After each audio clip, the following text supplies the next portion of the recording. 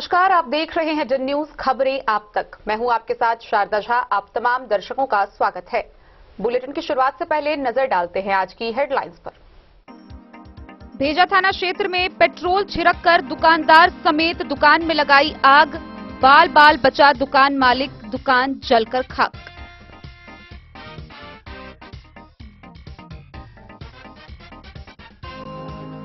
Matric परीक्षा के दूसरे दिन एसडीएम अशोक कुमार मंडल ने बेनीपट्टी के एक केंद्र पर नकल करते हुए एक छात्रा को किया निष्कासित।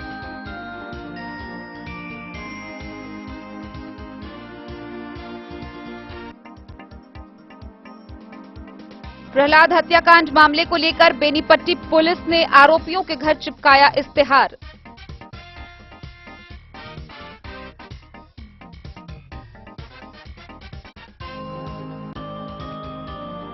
मधुबनी शहर के चभच्चा मोड़ के समीप तेज रफ्तार ट्रक ने एक व्यक्ति को मारी ठोकर, गंभीर रूप से घायल, डीएमसीएच रेफर।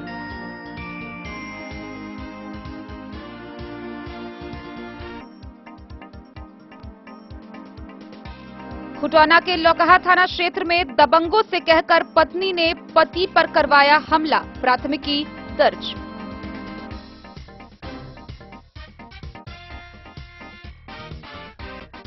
लौकही थाना क्षेत्र के एक गांव में जबरन घर में घुसकर दुष्कर्म व मारपीट करने को लेकर एक व्यक्ति गिरफ्तार।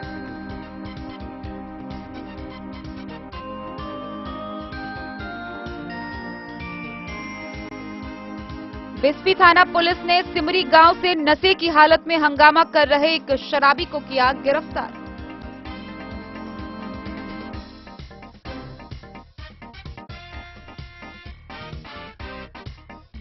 मधुबनी आरके कॉलेज व मानव चेतना संस्थान के संयुक्त तत्वाधान में त्रिदिवसीय मेगा योग शिविर का हुआ आयोजन।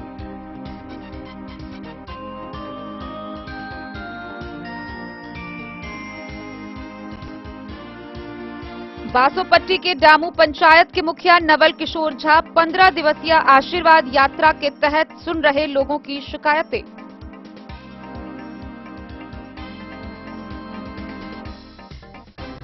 बिस्फी प्रखंड के धजवा में भाजपा मंडल कार्यकर्ताओं की हुई बैठक।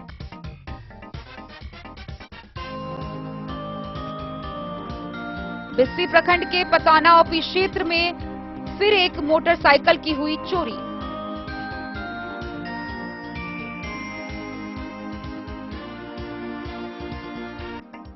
चौदह फरवरी 2019 को पुलवामा हमले में शहीद हुए 40 जवान की याद में झंझारपुर में मिथिला सेना के तत्वाधान में एक दिया शहीदों के नाम कार्यक्रम का हुआ आयोजन।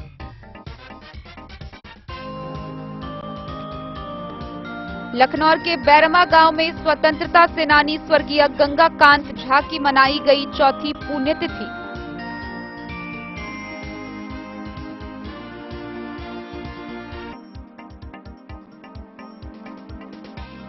और पैसे और शादी का झांसा देकर देह व्यापार के लिए एक महिला को ले जा रहे संदिग्ध व्यक्ति को 18वीं वाहिनी लौकहा एसएसबी के जवानों ने धर दबोचा।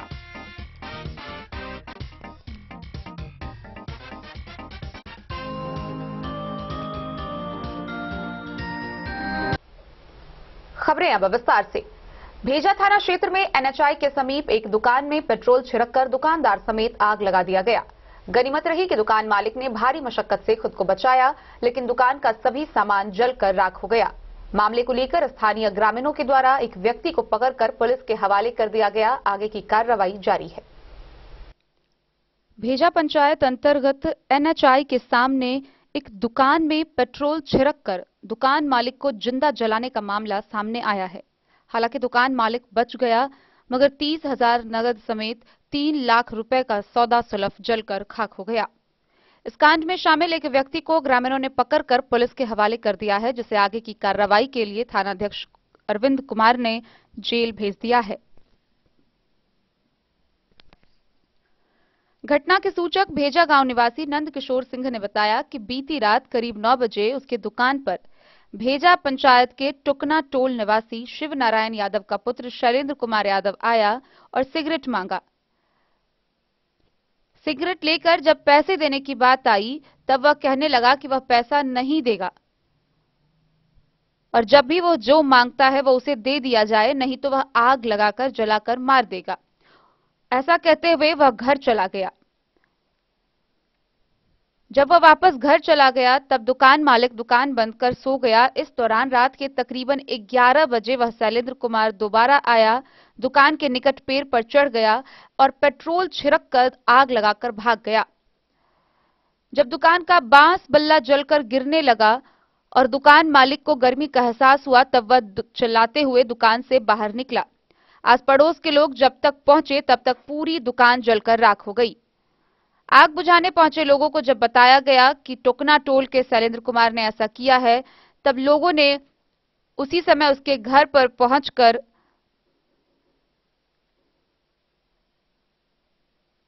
जहां वह उसी टोल में एक घटकरे का ताला तोड़कर चोरी का सामान ठिकाना लगा रहा था, मौके पर ग्रामीणों ने उसे रंगे हाथ पकड़ लिया, जिसे भेजा थाना को सुपुर्द कर दिया गया।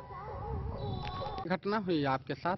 हमारे साथ हुआ है कि कल रात को जो है 9 बजे करीब वो शैलेंद्र यादव जो है हमारे पास आया और वो उसने सिगरेट पहले मांगा, सिगरेट दे दिया मैंने, पैसे नहीं दिया उसने, फिर मांगा वो कि ठंडा दे दो 2 बोतल, पानी का दे दो और वो जो और सामान मांग रहा था, बहुत ज़्यादा गुटखा उटका मांग रहा था, मैंने दिया ही नहीं, वो पैसे नहीं दे रहा था। जब सिगरेट के पैसे नहीं दिया तो मैंने और चीज़ बाकी नहीं दिया उससे, तो वो इसी पर लोक झोंक हो गया थोड़ा। उसके बाद जो है उसने हमको धमकी दिया कि मैं तुम्हें रात को जो है पेट्रोल डाल करके आग लगा दूंगा। बस उसके बाद जो मैं सो गया, वो भी चल गया था उस टाइम, मैं भी सो गया, 9:30-10 बजे करीब सो गया। उसके बाद 15-20 मिनट के बाद आया, ऊपर चढ़ करके होटल के ऊपर चढ़ करके पेड़ के ऊपर चढ़ गया। उसके बाद पेट्रोल डाल दिया चारों बगल, आग लगा दिया। उसके बाद आग लगने के बाद जब बांस गिरा ऊपर से मेरे ऊपर, मैं सो गया था, तब मैंने उठा तो मैंने देखा कि आग लग गया, तब भागा मैंने जान बचा करके। आप उस दुकान में सोए हुए थे? जी। तो पूरी दुकान जल गई आपकी? पूरा दुकान जल गया, सारे सामान जल गया, एक भी सामान नहीं बचा मेरा। कितने की रही होगी दुकान में सौदा सोल? करीब जो है 4 लाख के करीब तो होगा, बाकी वो घर छोड़ करके 3-4 लाख का नुकसान हुआ है। और नाम किसका बताया आप? वो शैलेंद्र यादव, उसका पिता का नाम है शिव नारायण यादव। पिता पुत्र दोनों थे? दोनों थे। आग जब लगाया उस टाइम दोनों थे। भाग गया, मैंने खिड़की से झांक कर देखा, आग लग गया था, मेरे को पास टाइम नहीं बचा, मैं भागा उसको तोड़ करके, टट्टी के तोड़ करके तब भागा मैंने। पूरा हाथ देख लीजिए जला हुआ, ये पूरा मेरा ये जला हुआ है, दोनों साइड। क्या नाम है आपका? नंदकिशोर सिंह। घर यही है मेरा, भेजा। मधेपुर से नूर मोहम्मद कासमी की रिपोर्ट। बेनीपट्टी प्रखंड के 6 परीक्षा केंद्रों पर बिहार विद्यालय समिति की मैट्रिक परीक्षा हो रही है। वहीं परीक्षा के दूसरे दिन एसडीएम अशोक कुमार मंडल ने कदाचार के मामले में एक लड़की को निष्कासित कर दिया। निष्कासित की गई छात्रा उमगांव के उच्च विद्यालय की है। बेनीपट्टी अनुमंडल मुख्यालय में चल रहे मैट्रिक परीक्षा के दूसरे दिन एक छात्रा को नकल करते हुए पकड़ा गया है। एसडीएम अशोक कुमार मंडल ने उस परीक्षार्थी को नकल करते हुए पकड़कर तत्काल परीक्षा से निष्कासित कर दिया। पकड़ी गई छात्रा हरलाखी प्रखंड के उमगांव उच्च विद्यालय की है। उसका नाम नासरीन खातून है। गौरतलब है कि मैट्रिक परीक्षा के पहले पाली में जांच के लिए एसडीएम निकले थे। इस दौरान एसडीएम ने मैडोना स्कूल में चल रहे परीक्षा केंद्र का जायजा लिया। इस दौरान परीक्षार्थी के द्वारा नकल करते हुए उसे पकड़ा गया।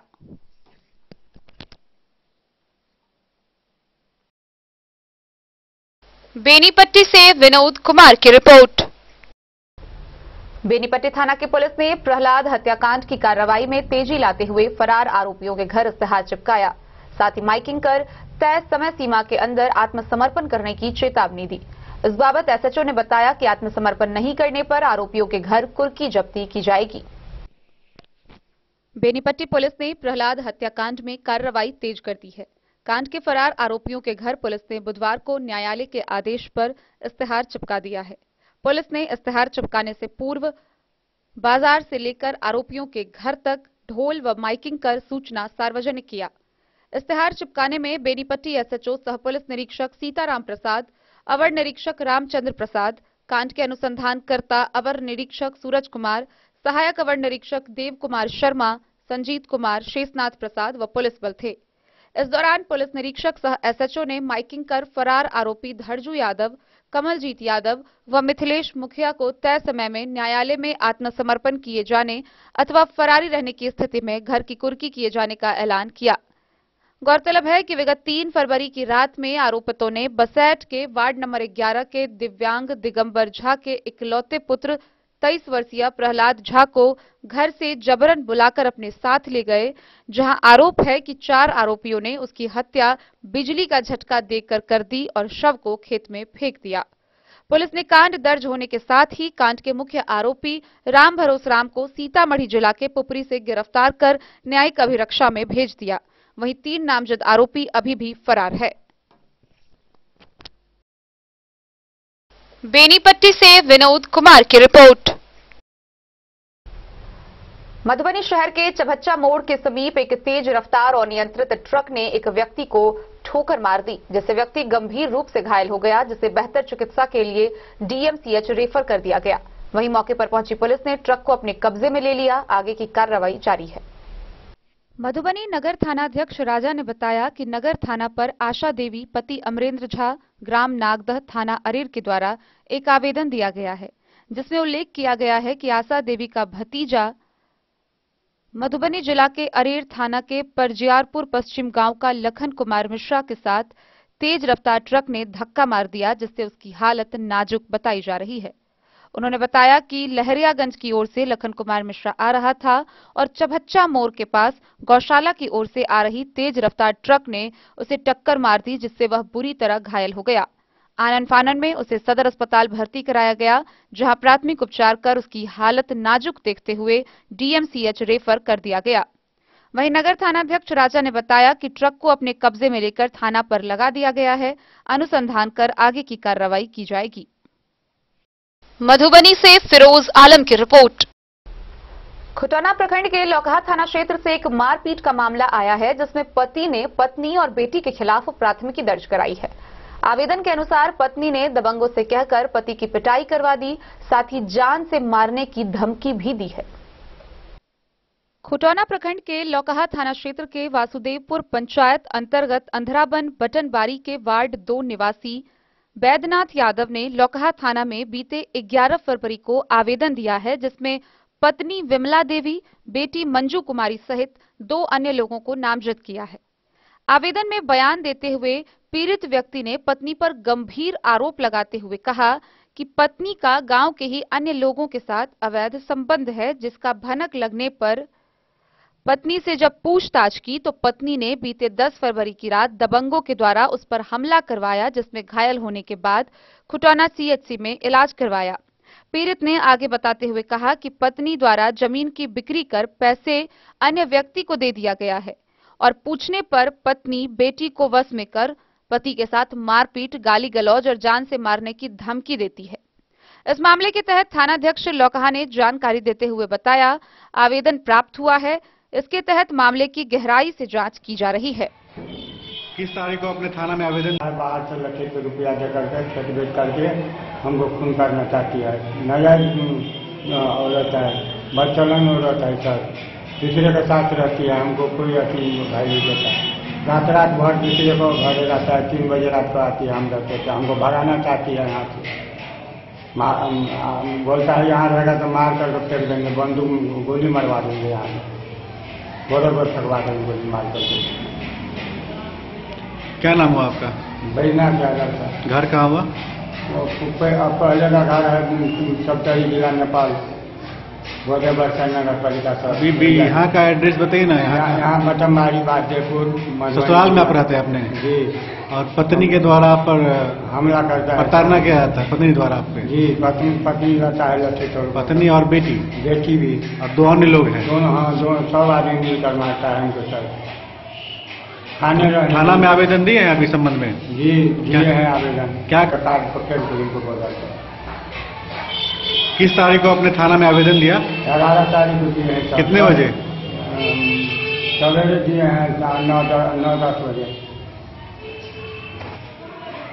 तो जैसे कि आप लोग देख रहे हैं, इस वक्त लौकहा थाना क्षेत्र के बटनबाड़ी निवासी बैद्यनाथ यादव ने 11 तारीख को थाने में आवेदन दिया और उसमें बयान दिया है कि उनकी पत्नी और 2 अन्य लोगों के द्वारा उनके ऊपर हमला किया गया और जान मारने की कोशिश की जा रही है।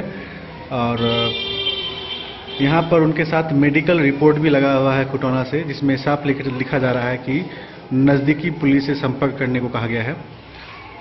वहीं इनका कहना है कि हमारी पत्नी के द्वारा जो भी संपत्ति ससुराल से है उनको किसी और के थ्रू बेचा जा रहा है और हमारा वैल्यू नहीं करती है, और यहाँ तक कि उनकी पत्नी जो है किसी अन्य के साथ रहती है।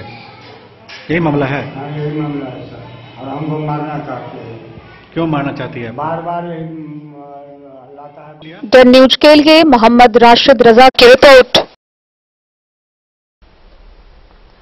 लौकही थाना क्षेत्र के एक गांव में जबरन घर में घुसकर दुष्कर्म व मारपीट करने का मामला सामने आया है। इसको लेकर पीड़िता के पिता ने प्राथमिकी दर्ज कराई है। वहीं घटना के मुख्य आरोपी को गिरफ्तार कर पुलिस ने जेल भेज दिया है। आगे की कार्रवाई जारी है। लौकही प्रखंड के लौकही थाने में जबरन घर में घुसकर मारपीट व पुत्री के साथ बलात्कार संबंधित मामले में स्थानीय थाना क्षेत्र के औराहा निवासी कृत नारायण मंडल ने सोमवार को प्राथमिकी दर्ज कराई, जिसमें उसी गांव के मुख्य आरोपित रोशन कुमार को नामजद किया है। उन्होंने कहा कि जबरन घर में घुसकर पुत्री के साथ बलात्कार किया। वहीं जब आरोपित के घर शिकायत करने पहुंचे तो मारपीट कर घायल कर दिया।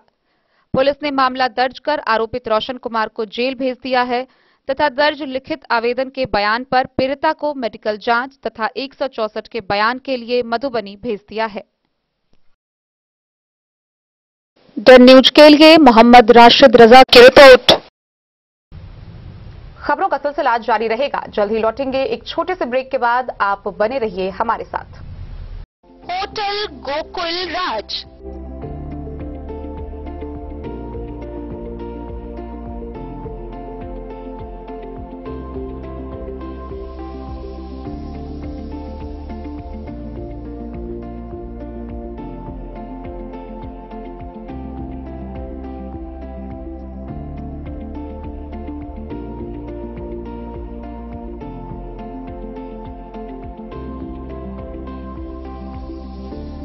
शहर के भीड़ भाड़ से दूर शांति और सुकून से भरे वातावरण में मधुबनी शहर के लहरियागंज वार्ड नंबर 1 में पूरे मिथिलांचल क्षेत्र का सबसे भव्य होटल होटल गोकुल राज 4 मंजिला इमारत की इस होटल में है 4 बड़े बड़े बैंकेट हॉल, रिंग सेरेमनी, शादी, मीटिंग या पार्टी, हर एक आयोजन के लिए अलग से हॉल की व्यवस्था, रेस्टोरेंट की व्यवस्था जहां एक से बढ़कर एक लजीज व्यंजनों का मिलेगा संगम, और रहने का उचित प्रबंध, suite room, AC room, non AC room से सुसज्जित होटल जहां लिफ्ट की भी है व्यवस्था, पार्किंग का पूरा इंतजाम। तो आइए और जिंदगी में खुशियों से भरी यादें शामिल करिए। होटल गोकुल राज मधुबनी में आप लोगों का स्वागत है। होटल गोकुल राज, Lahariaganj, ward number 1, Madhubani. ट्विंडर्म cream दाद, खाज, खुजली, एलर्जी, एक्जिमा, स्किन एलर्जी समेत विभिन्न त्वचा संबंधित रोगों में लाभदायक। Twinderm cream marketed by Aeronix health care. तो किसी भी प्रकार के त्वचा रोग से है परेशान तो ट्विंडर्म क्रीम है सबका समाधान। जिले के सभी दवा दुकान में उपलब्ध ट्विंडर्म क्रीम। ट्विंडर्म क्रीम, ट्विंडर्म क्रीम दाद, खाज, खुजली, एलर्जी, एक्जिमा, स्किन एलर्जी समेत विभिन्न त्वचा संबंधित रोगों में लाभदायक। Twinderm cream marketed by Aeronix health care. तो किसी भी प्रकार के त्वचा रोग से हैं परेशान तो ट्विंडर्म क्रीम है सबका समाधान। मधुबनी जिला के हर दवा दुकान में उपलब्ध ट्विंडर्म क्रीम। ज्वेलरी हाउस स्वर्ण श्री, सोने की शुद्धता मापने वाला यंत्र कैरेटोमीटर यहाँ उपलब्ध है, क्योंकि सोने की शुद्धता और आपके विश्वास के साथ कोई समझौता नहीं। रत्न, सोना व चांदी के हर तरह के आभूषणों के लिए एक बार अवश्य आएं। लाइट वेट व बेहतरीन कारीगरी वाले गहनों का अनूठा संगम आपका भरोसा ही है हमारी पूंजी। बिना किसी मिलावट व पूरी शुद्धता के साथ हॉलमार्क गहने आपको देना हमारा परम कर्तव्य। तो देर किस बात की, अपने मनपसंद गहनों की खरीदारी के लिए आज ही आए। पता याद रखें, ज्वेलरी हाउस स्वर्ण श्री, बड़ा बाजार, मधुबनी। स्कूल मधुबनी सीबीएसई पाठ्यक्रम के अनुसार वर्ग केजी से 12वीं तक की शिक्षा। सत्र 2022-23 वर्ग केजी से 9वीं और 11वीं तक के छात्र छात्राओं का नामांकन प्रारंभ है। पोल स्टार स्कूल, जहां है डिजिटल स्मार्ट क्लासरूम, परिवहन की उत्तम व्यवस्था, लाइब्रेरी, कंप्यूटर और साइंस लैबोरेटरी, जूनियर क्लास के लिए स्मार्ट प्ले रूम, सभी विषय के विशेषज्ञ शिक्षक, खेल व तंदुरुस्ती के लिए प्लेग्राउंड और हॉस्टल की सुविधा। शिक्षा के क्षेत्र में विभिन्न राजकीय व राष्ट्रीय पुरस्कार से सम्मानित पोल स्टार स्कूल, सभी आधुनिक सुविधाओं से लैस शिक्षा को समर्पित विद्यालय। साइंस, कॉमर्स और ह्यूमैनिटीज के लिए बेस्ट फैकल्टी टीचर्स। अपने बच्चों को अच्छी शिक्षा दें और उनके सुंदर भविष्य का निर्माण करें। सत्र 2022-23 में नामांकन प्रारंभ है, तो देर ना करें। अधिक जानकारी के लिए विद्यालय आएं। हमारा पता है पोल स्टार स्कूल, जीवत चौक, सप्ताह, मधुबनी। बेहतरीन साड़ियों एवं रेडीमेड कपड़ों का अनूठा संगम, बॉम्बे फैशन। शादी हो या कोई त्योहार, हर तरह के खास आयोजन में आपको पसंद आएंगी यहाँ की डिजाइनर, कामदार एवं बेहतरीन साड़ियाँ।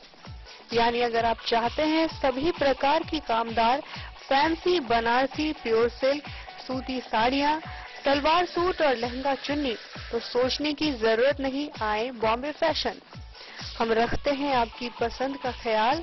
शर्टिंग, सूटिंग एवं ब्रांडेड रेडीमेड कपड़े भी मिलेंगे आपको उचित मूल्य पर।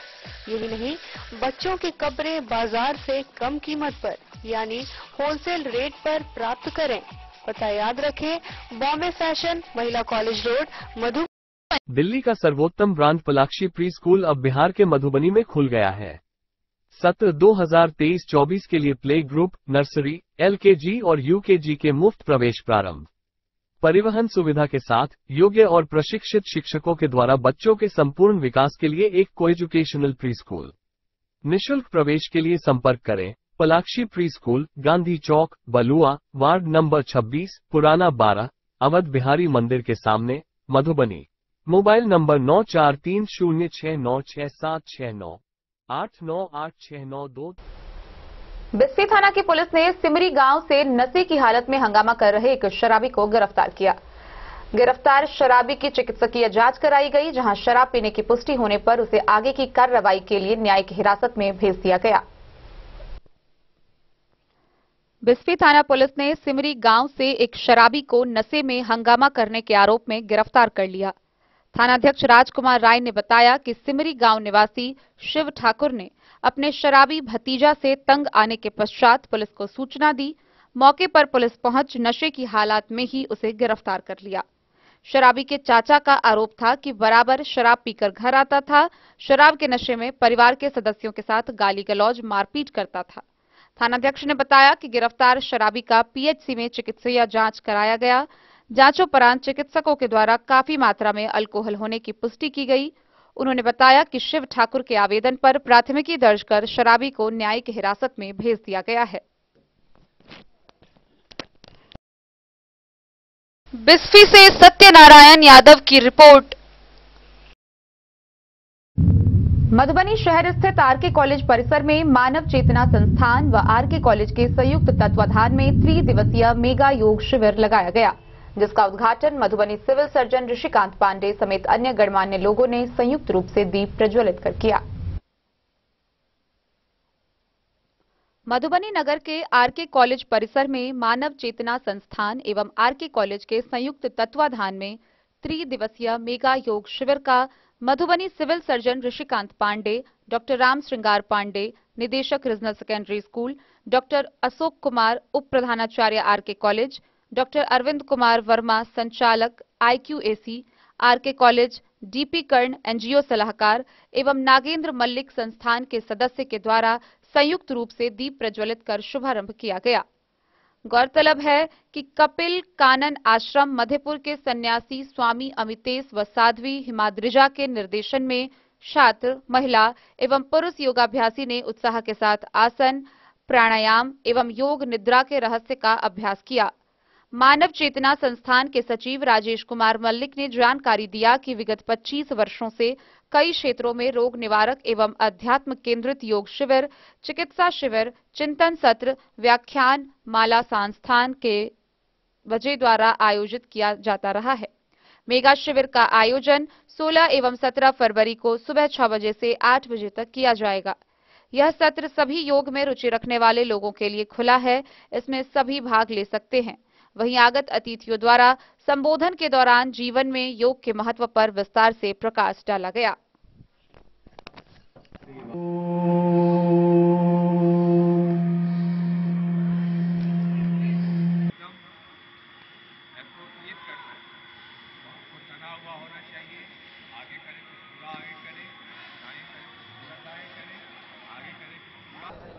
आज मानव चेतना संस्थान के और आर.के. कॉलेज के संयुक्त तत्वाधान में एक मेगा योग शिविर का आयोजन किया जा रहा है।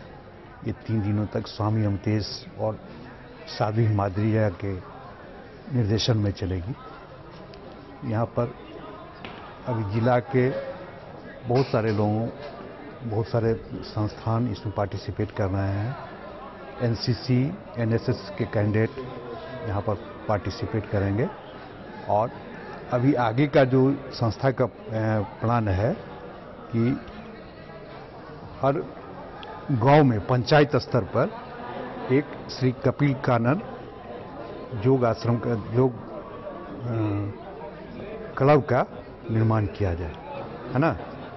और दूसरा कि जैसे कि बच्चों में कोविड के बाद, पैंडेमिक के बाद जो है बहुत सारे बच्चे ऑनलाइन क्लास ले रहे हैं, कंप्यूटर से ज़्यादा ये हो गए हैं, तो उनको बहुत सारा फिजिकली जो है सो वो कुछ कर नहीं पा रहे हैं। मेंटली और फिजिकली दोनों जो है सो उनमें उनकी गुणवत्ता में कमी आई है।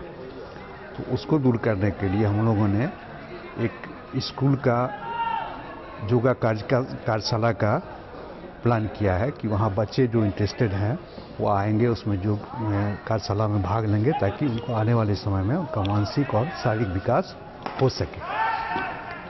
ये हमारा आगे का प्लान है सर। योग स्वास्थ्य से सीधा जुड़ा हुआ है। जिस तरह कोरोना पेंडेमिक आया और जिनके शरीर का इम्यून सिस्टम स्ट्रांग था वो कम प्रभावित हुए, या अगर हुआ भी तो वो ज़्यादा परेशान नहीं हुए। योग का व्यापक अहमियत है। इससे मानसिक, शारीरिक, नैतिक विकास होता है। योग प्रत्येक आदमी को करना चाहिए।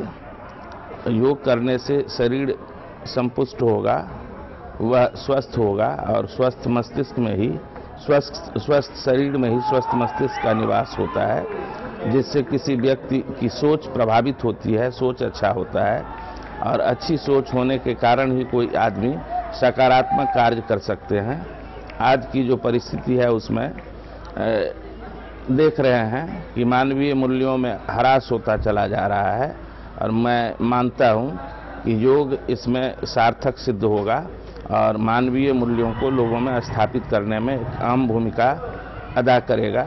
साथ ही देश के लिए स्वस्थ नागरिक बन सकें, इसमें भी इसका बहुत बड़ा पहल है। इन्हीं सब बातों के साथ मैं अपनी वाणी को विराम करता हूं। योग करना चाहिए हर व्यक्ति को। आज हम लोगों के लिए बड़ा शुभ अवसर है कि यहाँ योगा का कार्यक्रम हम लोग शुरू किए हुए हैं। इसमें यह योगा मानव जीवन के लिए बहुत ही महत्वपूर्ण है। यह केवल मन के, शरीर के केवल स्वस्थ नहीं करता है, ये हर तरह से आत्मा को भी स्वस्थ करता है। योगा का जब हम लोग इसके विस्तृत में जाते हैं तो आप देखेंगे कि अंत तक ऋषि मुनियों ने इसे कई एक योगा के आयाम भी बताया है ना, प्राणायाम है, धारणा है, ध्यान समाधि तक हम लोग पहुंच जाते हैं। और वह एक ऐसी अंतिम स्थिति है जहाँ जो मात्र शारीरिक स्वस्थता, मन की स्वस्थता के साथ साथ योगा एक ईश्वर से संबंध भी स्थापित करता है। यह इसलिए हम लोगों के लिए योगा परम आवश्यक है। हर व्यक्ति को करना चाहिए योगा, प्रतिदिन करना चाहिए। इससे शारीरिक रूप से वो स्वस्थ भी रहेंगे, मानसिक रूप से स्वस्थ रहेंगे और ईश्वरत्व का प्राप्ति की पूर्ण संभावना है यदि वो ईमानदारी पूर्वक तन मन से करते हैं तो। धन्यवाद।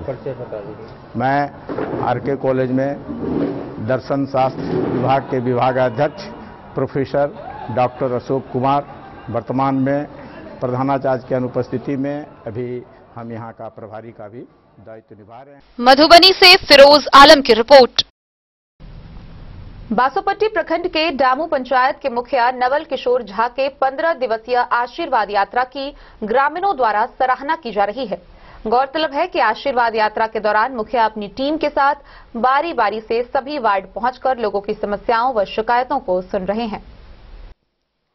बासोपट्टी प्रखंड अंतर्गत डामू पंचायत में चल रही आशीर्वाद यात्रा में मुखिया नवल किशोर झा को जनता का आशीर्वाद व भरपूर प्यार मिल रहा है। दरअसल पंचायत की जनता के हितों में मुखिया के द्वारा आशीर्वाद यात्रा शुरू की गई है, जहां आशीर्वाद यात्रा के दौरान मुखिया अपने टीम के साथ बारी बारी से सभी वार्डों में जा रहे हैं और लोगों की समस्याओं से अवगत होकर उसे समस्याओं का निदान करने का वचन दे रहे हैं। साथ ही सरकार के द्वारा चलाई जा रही सभी जन कल्याणकारी योजनाओं से अवगत कराया जा रहा है ताकि जरूरतमंद लोगों को सभी योजनाओं का लाभ मिल सके। वहीं पंचायत स्तर के सभी योजनाओं का लाभ दिलाने की बात भी कही जा रही है। इसी तरह कड़ी में आशीर्वाद यात्रा मंगलवार को वार्ड 5 में पहुंची, जहां सबसे पहले मुखिया ने जनता की विभिन्न समस्याओं से अवगत हुए। फिर आवास, वृद्धा pension, ration card, MNREGA, job card समेत पंचायत अन्य योजनाओं का लाभ जल्द दिलाने का वचन दिया गया। इसके बाद मुखिया ने वार्ड 5 के 2 सड़कों का शिलान्यास भी किया। गौरतलब है कि आशीर्वाद यात्रा के दौरान हर वार्ड में मुखिया के जयकारे लग रहे हैं। पंचायत के लोगों ने बताया कि इससे पहले कोई भी मुखिया इस तरह का सराहनीय कार्य नहीं किए थे, लेकिन यह पहले मुखिया है कि घरों में जाकर लोगों की समस्याओं को सुन रहे हैं। मौके पर वार्ड 5 की वार्ड सदस्य कुमारी प्रियंका, सुनील कुमार मंडल, हरिकेश्वर ठाकुर, सेवानिवृत्त शिक्षक भोला ठाकुर, आलोक मुन्ना, मोहम्मद फिरोज, नवल किशोर ठाकुर, कृष्ण कुमार ठाकुर, मनोज ठाकुर, गौरी देवी, वार्ड पंच चंद्रकला देवी, हीरा देवी समेत दर्जनों लोग मौजूद थे।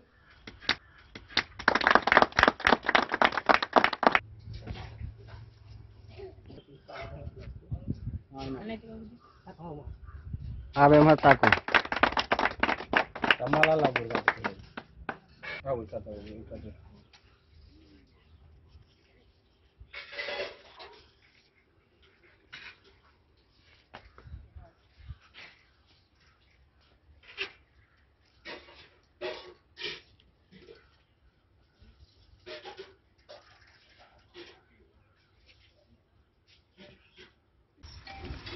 आई रोड के शिलान्यास भ रहल है, की कहबै? हमरा सबके एहन मुखिया बहुत आयल गेल, हुनका नवल झा सन मुखिया कोई नहीं बनल जेकि एहि रोड के उद्घाटन करे छथि, ढलाई करे छथि, अच्छे दूर जीवन के गरीब के सुधार कर देथिन। अच्छा, ई रोड केलखिन। ई रोड कहाँ से कहाँ तक छै? ई ब्रह्मा स्थान से लऽ कऽ भैरसपट्टी तक। कते दिन से ई कच्ची रोड है? ई कच्ची रोड जाले जन्म हमरा सबके 60, 70, 80, 90 भ गेल। मतलब आजादी के एते दिन बादो रोड नहीं बनल? नहीं बनल। की नाम भेले? हमार बौनी देवी। अच्छा, कौन गांव? डामू वार्ड 5। आदमी रहे डामू 5 वार्ड में सड़क का शिलान्यास किया गया है। कितने दिनों से ये सड़क नहीं बना हुआ था? देखिए, सबसे पहले तो हम आपको धन्यवाद देंगे राजू जी कि आप सब समय सेवा देते हैं और जब भी होता है अच्छा न्यूज़ हम लोगों को देखने का मौका मिलता है और इससे क्या होता है तो जानकारी भी मिलती है। ये रोड हम लोगों का ये ब्रह्म बाबा स्थान से लेकर के और ये भागीरथ पट्टी का ये मुख्य सड़क है, दोनों गांव का जोड़ने का।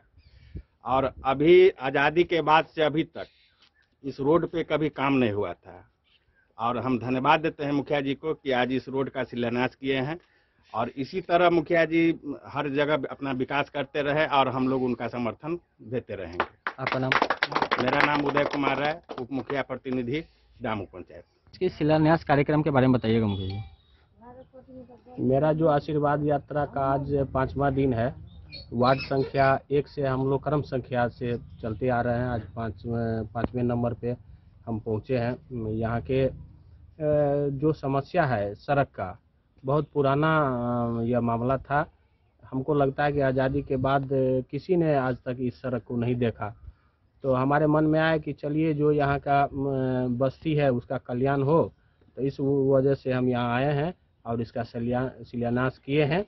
आपको मैं राजू जी बता देना चाहूँगा कि आप लोग मेहनत करते हैं, सारा न्यूज़ आगे जाता है और देश दुनिया के आदमी देखते हैं ये न्यूज़।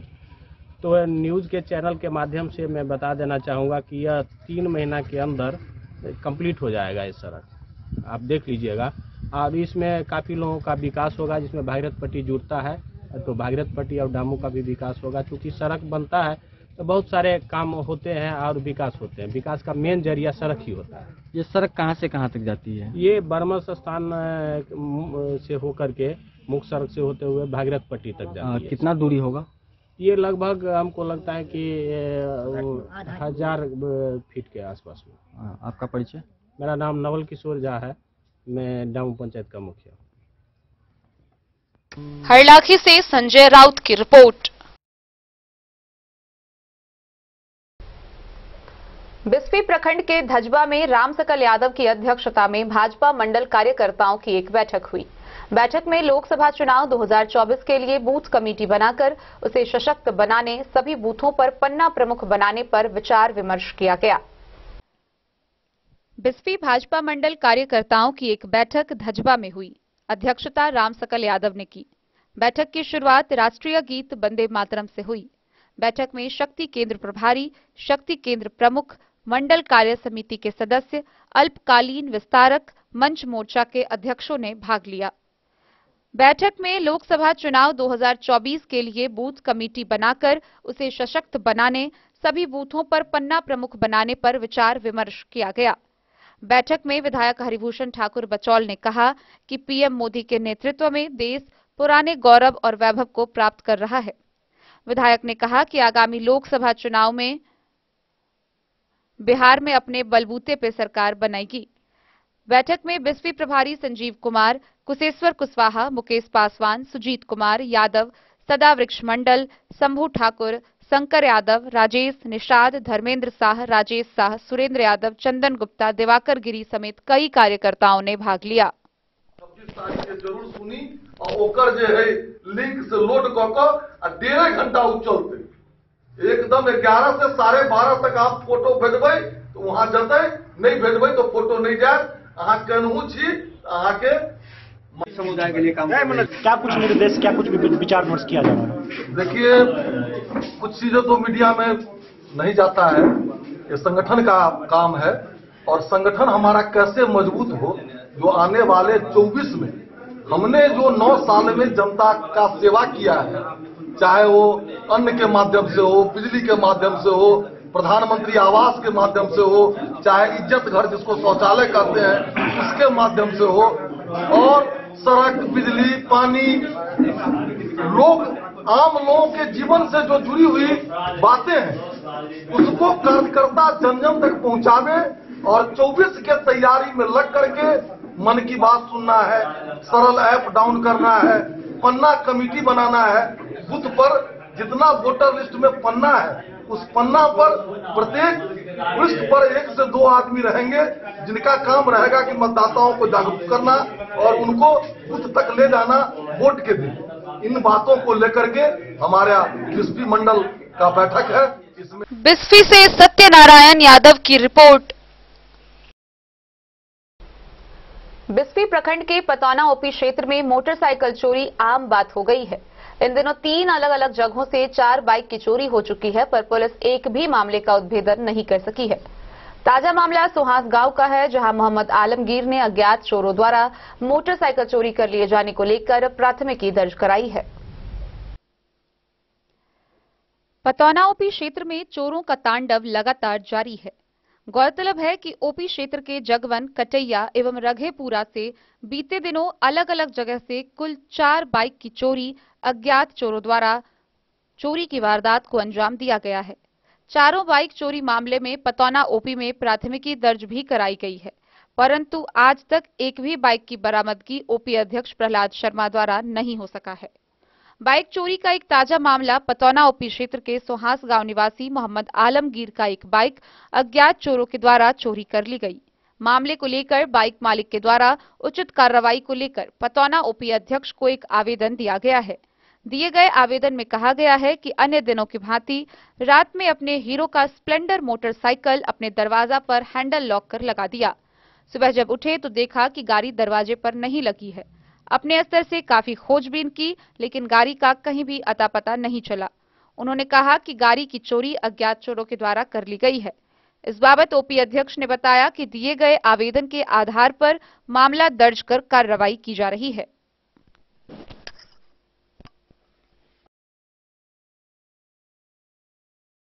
बिस्फी से सत्यनारायण यादव की रिपोर्ट।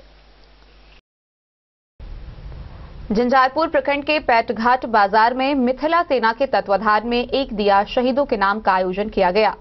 इस दौरान 14 फरवरी 2019 को जम्मू कश्मीर के पुलवामा हमला में शहीद हुए 40 जवान की याद में कैंडल जलाया गया।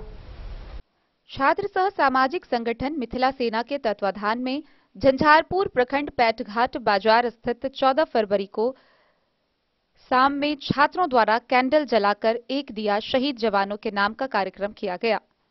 14 फरवरी 2019 के जम्मू कश्मीर पुलवामा के अवंतीपुरा में सीआरपीएफ के काफिले पर आतंकी हमला हुआ था।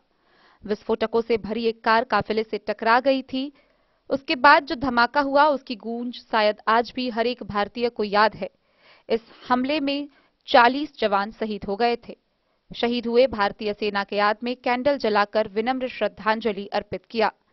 इस मौके पर छात्र संगठन के विनय मैथिल ने बताया, पुलवामा हमले में शहीद हुए जवानों का बलिदान व्यर्थ नहीं जाएगा। वीर सैनिकों के सम्मान में मिथिला सेना द्वारा अलग अलग जगह से कैंडल जलाकर एक दिया शहीद जवानों के नाम का कार्यक्रम किया गया। इस मौके पर मिथिला सेना जिला उपाध्यक्ष राजेश चौधरी, लोहना पंचायत अध्यक्ष विनय मैथिल, राजा कुमार, राकेश कुमार, मुकेश कुमार, आनंद मिश्रा, भरत कुमार समेत अन्य सेनानी मौजूद थे। पुलवामा हमला भूलेंगे नहीं। Bureau report Madhubani. खबरों का सिलसिला जारी रहेगा। जल्द ही लौटेंगे एक छोटे से ब्रेक के बाद। आप बने रहिए हमारे साथ।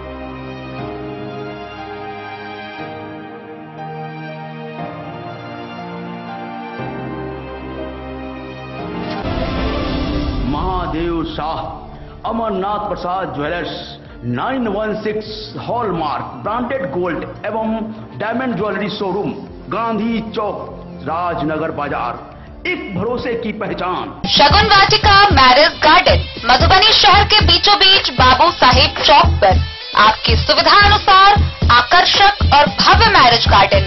शगुन वाटिका विवाह भवन, रिंग सेरेमनी हो या हो शादी, छोटा बड़ा पारिवारिक समारोह हो या हो कोई उत्सव या पार्टी, शगुन वाटिका मैरिज गार्डन दे रहा है आपको सबसे बेहतरीन सेवा।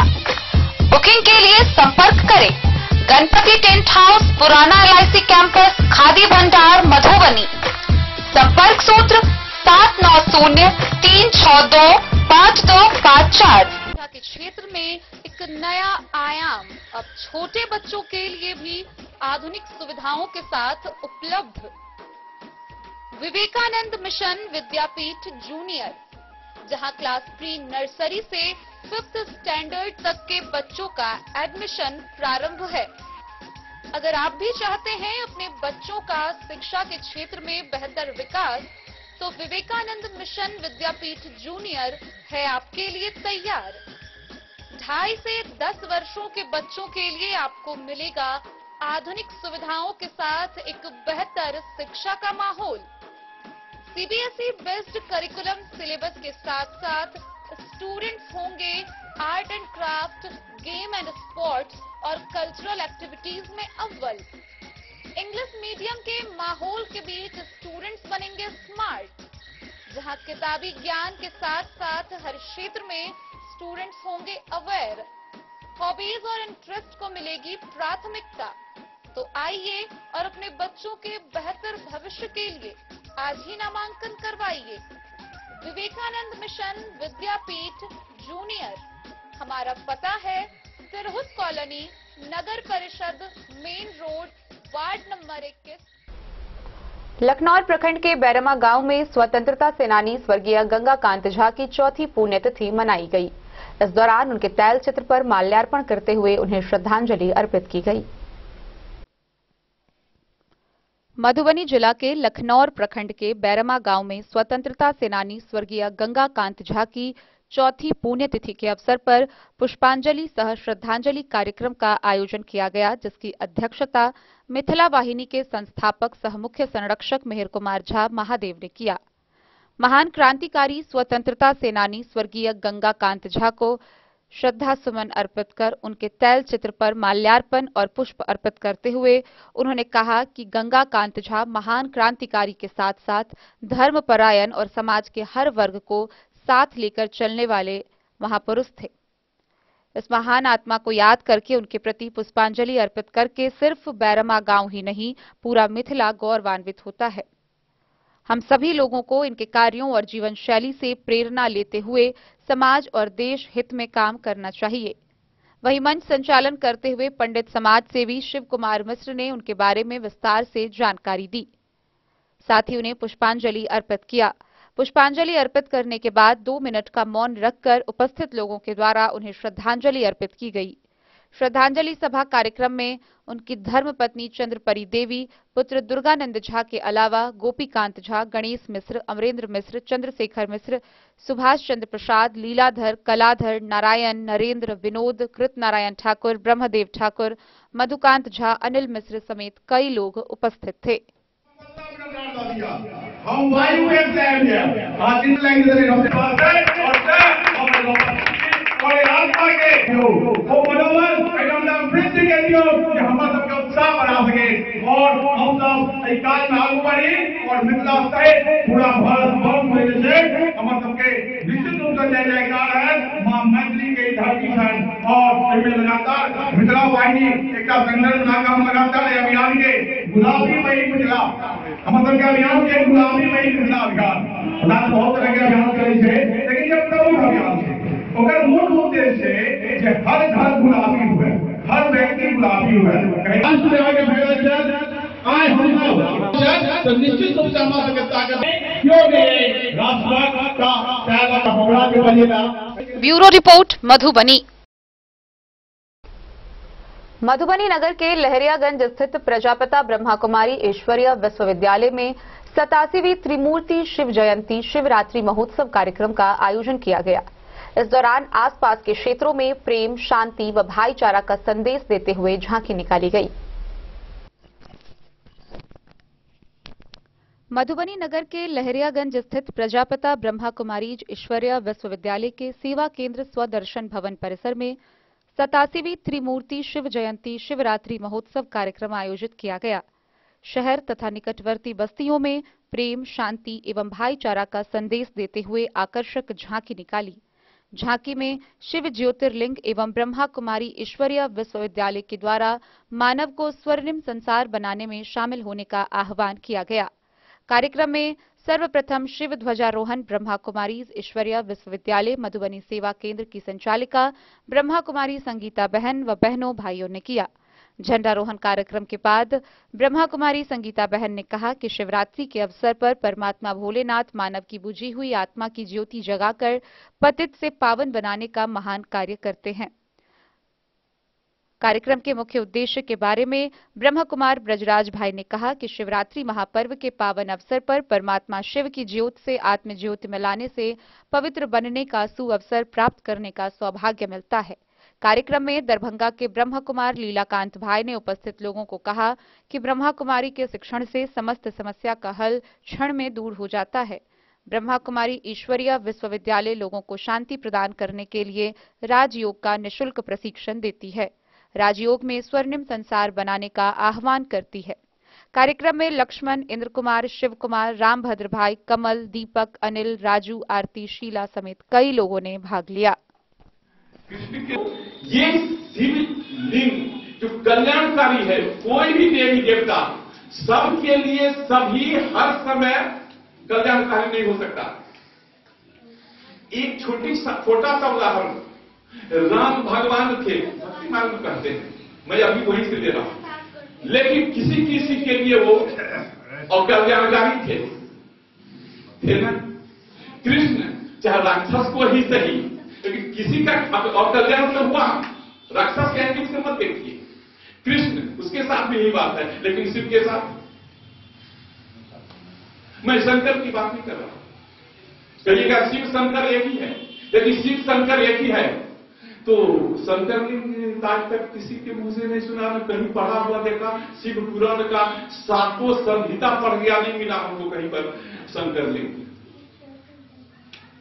ज्योतिष शास्त्र में भी कहीं नहीं है, नारद पुराण में भी नहीं है, बहुत जगह देखा ऐसा नहीं है। इसका माने है शिव और शंकर, उसमें नहीं जाएंगे, फिर एक अलग कड़ी बन जाएगी। तो हम शिवलिंग, शिवरात्रि, और ये एक और पहलू है जो फाल्गुन कृष्ण पक्ष के चतुर्दशी को ही मनाया जाता है।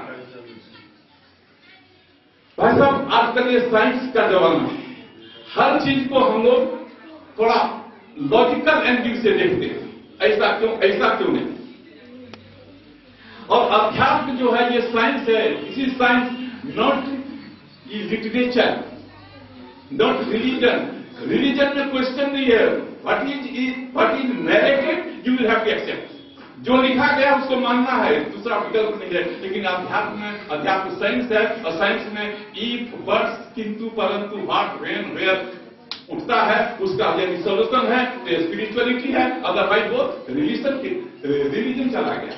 चौदसी, इसको चौदस कहते हैं, हम लोग कहते हैं चतुर्दशी, लेकिन किसी स्टेट में शिव चौदस कहते हैं। ये चतुर्दशी को ही क्यों, एक दिन पहले त्रयोदशी को क्यों नहीं मनाया जाता? यदि अंधकार की बात होती है तो अमावस्या को तो चतुर्दशी से भी गहरा अंधकार होता है, क्यों नहीं? छोटी सी बात है। अब मैं ले आऊंगा इसको स्पिरिचुअलिटी से, जो इससे जुड़े हैं ब्रह्मा कुमारी से, वो भी जो नहीं जुड़े हैं उनके लिए भी थोड़ा मैं एक्सप्लेन कर देता हूं। परमात्मा जब आते हैं तो गीता का फिर रिफरेंस दूंगा, 4 अध्याय 7वां और 8वां श्लोक, यदा यदा ही धर्म से ग्लानिर्भवति भारतम वाला। और मधुबनी से फिरोज आलम की रिपोर्ट। बेनीपट्टी प्रखंड के नवटोली गांव स्थित नागेश्वर नाथ महादेव मंदिर परिसर में 9 दिवसीय राम कथा के आयोजन से क्षेत्र में भक्तिमय माहौल है। 10 फरवरी से शुरू हुए इस राम कथा की कथावाचिका व्यास आचार्य निहारिका है। आगामी 18 फरवरी को इसका समापन होगा। बेनीपट्टी प्रखंड के नगवास पंचायत के नवटोली गांव स्थित नागेश्वर नाथ महादेव मंदिर परिसर में 9 दिवसीय राम कथा का आयोजन किया जा रहा है, जहां आचार्य निहारिका के द्वारा रोजाना राम कथा का वाचन किया जा रहा है। सोमवार की शाम व्यास आचार्य निहारिका ने कथा वाचन के दौरान भगवान श्री राम के विवाहोत्सव का वर्णन किया। उन्होंने कथा श्रवण को आए श्रद्धालुओं को कहा कि भगवान राम पूरे जीवन उत्तम पुरुष की मर्यादा का पालन किया, इसलिए उन्हें पुरुषोत्तम भी कहा जाता है। भारतीय समाज में राम और सीता को आदर्श दंपत्ति का उदाहरण देते हुए आचार्य राम कथा में राजा जनक की शिव धनुष की प्रतिज्ञा पर उन्होंने प्रकाश डाला।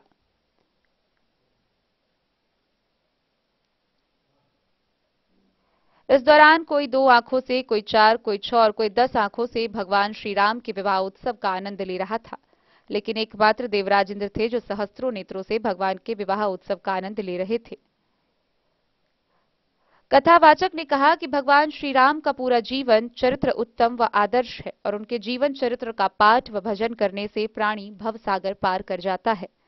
गौरतलब है कि नगवास के नवटोली में 10 फरवरी से 18 फरवरी तक रामकथा का आयोजन होगा, जहां पूजा समिति अध्यक्ष लक्ष्मण साह, शंभुनाथ झा, संदेश झा, सुष्मिता कुमारी, मनोज साह, सुमित झा, अवधेश कुमार साफी, मनीष कुमार झा, कृष्ण कुमार झा, शंभू साह व शंकर साह सहित कई लोग कार्यक्रम को सफल बनाने में मुस्तैद थे।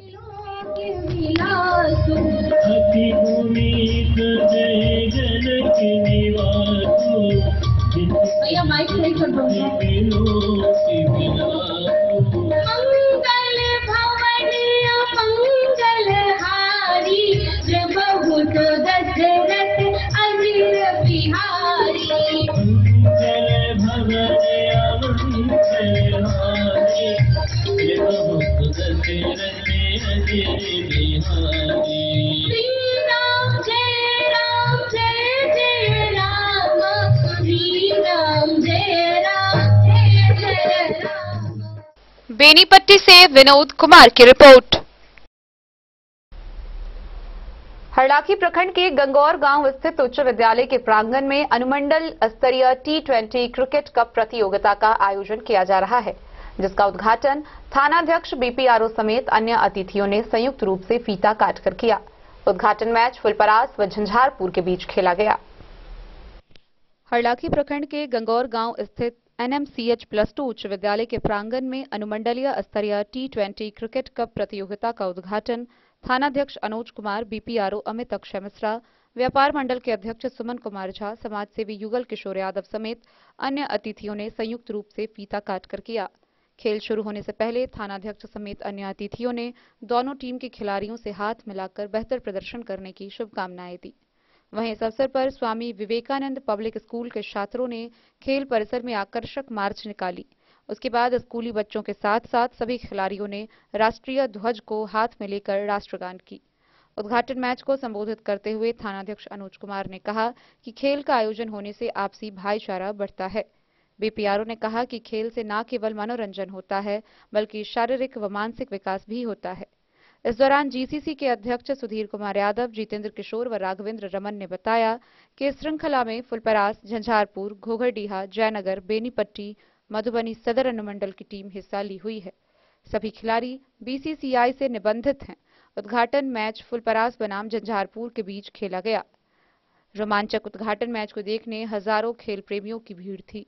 मौके पर स्थानीय सरपंच धनिक लाल यादव, घनश्याम प्रसाद, देवेंद्र ठाकुर, नरेश यादव, मुकेश कुमार, विजय ठाकुर, फिरोज अहमद, पूर्व मुखिया विंदा प्रसाद महतो, गंगा प्रसाद सहित कई व्यक्ति मौजूद थे। एम्पायर की भूमिका में ब्रजेश मिश्रा थे।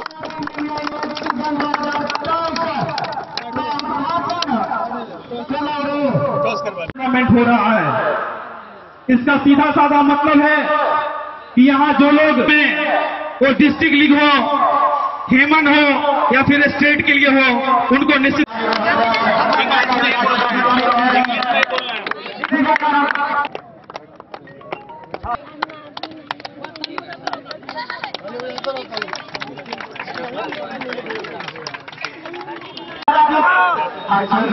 हरलाखी से संजय राउत की रिपोर्ट।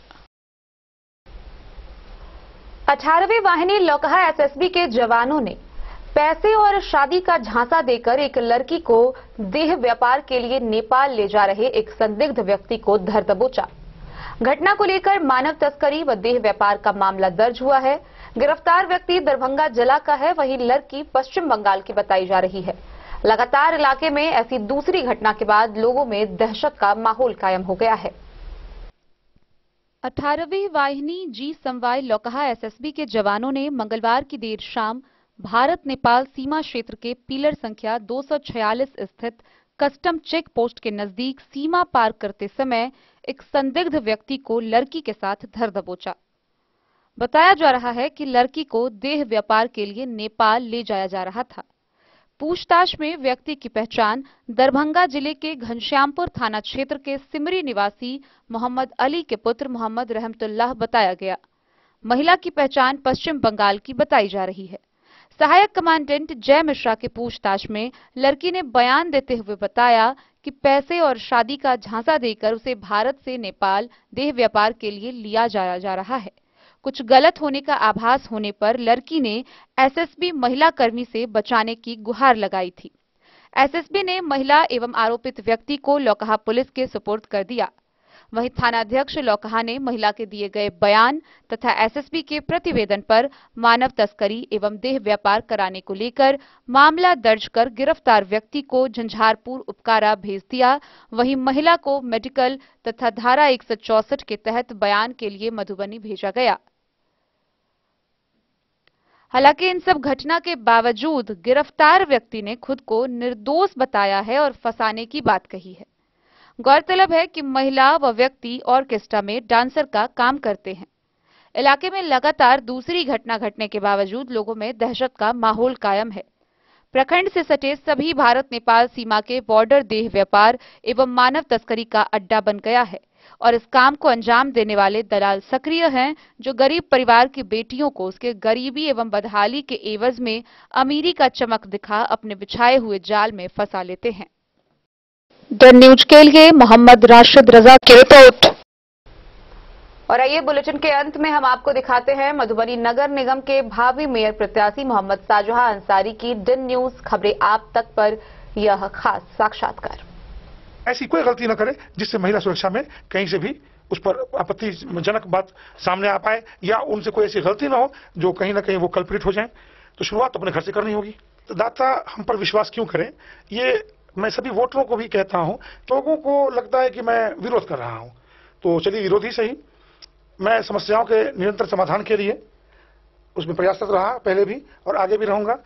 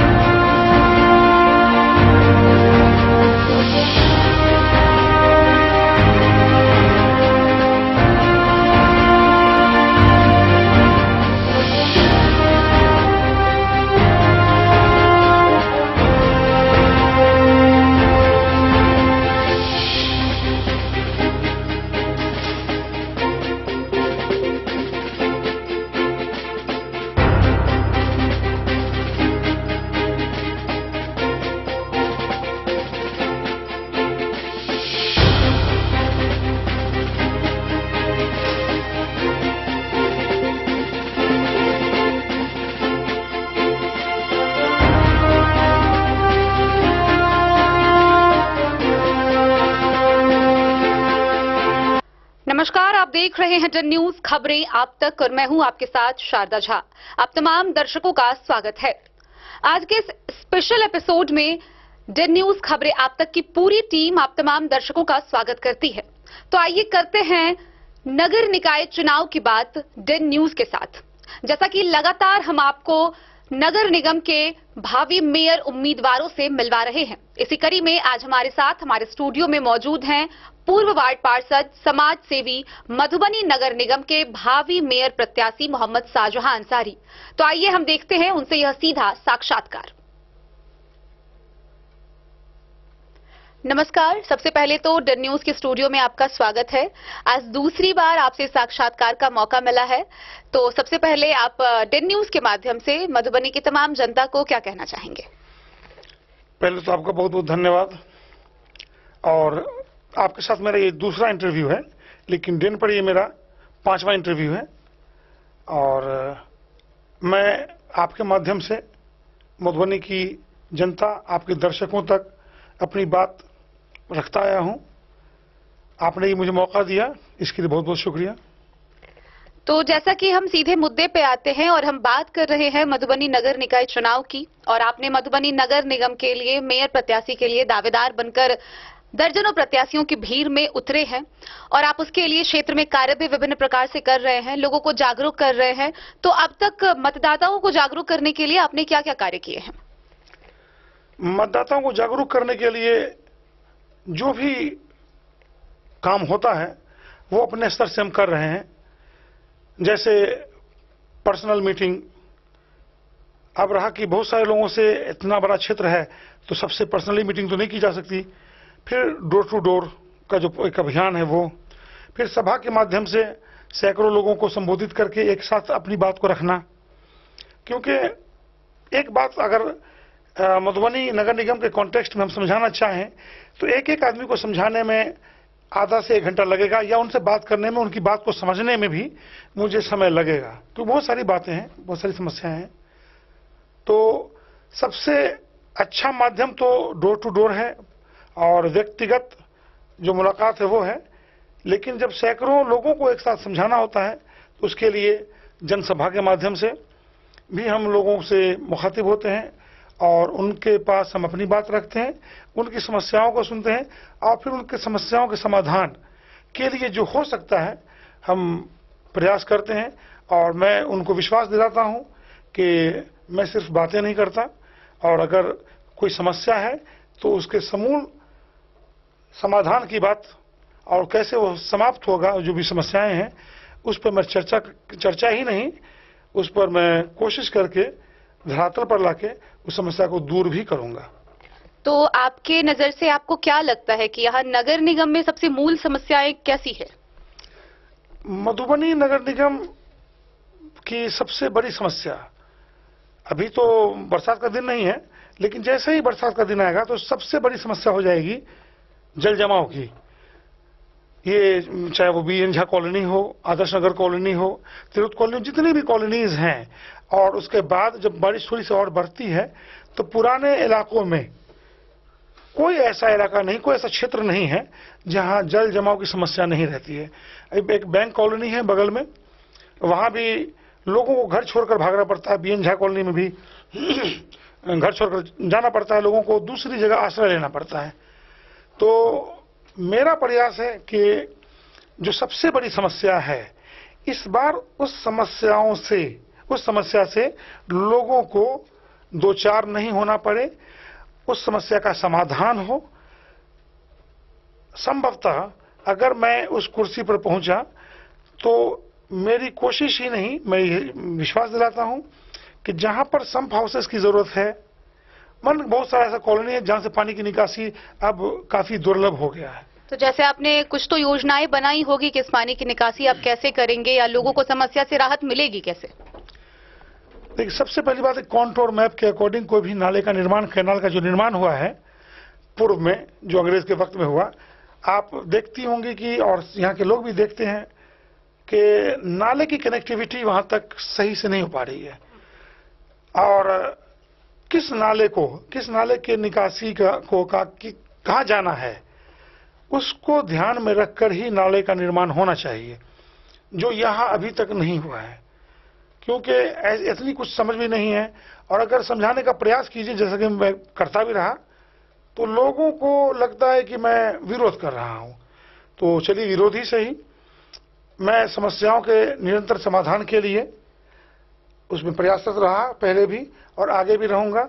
और कॉन्टोर मैप के अकॉर्डिंग जो यहाँ का जो ज्योग्राफिकल कंडीशन है, भौगोलिक कंडीशन है, उसके मुताबिक पानी को, चाहे वो नाले का पानी हो या बारिश का पानी हो, बरसात के दिनों का, उस कैनाल में उसकी कनेक्टिविटी हो, ये मेरा प्रयास रहेगा।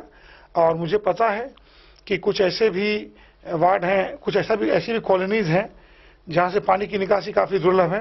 तो वहां सम्प हाउस की अगर जरूरत है, वहां सम्प हाउस लगाकर, बनवाकर परमानेंट बेस पर उसको हटाया जाएगा, पानी को समाप्त किया जाएगा, खत्म किया जाएगा। तो जैसा कि मधुबनी नगर निगम में कुल 45 वार्ड हैं और आपका जनसंपर्क अभियान जो है वो लगातार 2-3 महीने से जारी है, डोर टू डोर जनसंपर्क अभियान चल रहा है, तो अब तक आपने कितने क्षेत्रों का भ्रमण कर लिया है? देखिए, क्षेत्र बहुत बड़ा है, कहने को अगर सिर्फ दौड़ना हो, सिर्फ डोर टू डोर दौड़ते हुए जाना हो, तब तो कहेंगे कि मैंने बहुत सारे क्षेत्रों का, कुछ ही क्षेत्र बचा हुआ जहां मैं नहीं गया। लेकिन अगर डोर टू डोर भी मैं कांटेक्ट करता हूं तो लोगों के पास अपनी बात रखने में एवरेज 5 मिनट लग जाता है, कहीं 2 मिनट, कहीं 1 मिनट, कहीं 10 मिनट भी लगता है। तो क्या लोग बात रखने वक्त हिचकिचाते हैं, आके सीधा बात रखते हैं, बात करना चाहते हैं कि नहीं यहाँ के लोग? बहुत हर किस्म के लोग हैं। जैसे प्रत्याशियों में बहुत सारे किस्म के लोग हैं, उसी प्रकार से जनता में भी तरह तरह के लोग हैं। कुछ लोग हैं जो अपनी बात निर्भीकता से, स्वेच्छा से रखते हैं। कुछ लोग हैं जिनको कहना पड़ता है कि भाई अपनी समस्याओं को बताइए, क्या समस्या है। कुछ लोग हैं जो काफी शर्मीले होते हैं, वो समस्याओं में घिरे हैं फिर भी अपनी बात नहीं रख पाते हैं। तो समस्याएं तो हैं, और बात मान के चले किसी कॉलोनी में किसी आदमी ने कुछ बातें रखी और कुछ लोग बात नहीं रख पाए, तो वहां की जो समस्या है किसी 2-4 लोगों के माध्यम से सामने आ गई, तो मोटा मोटी उसके ही मुताबिक उस कार्य को पूरा करने की योजना है मेरी।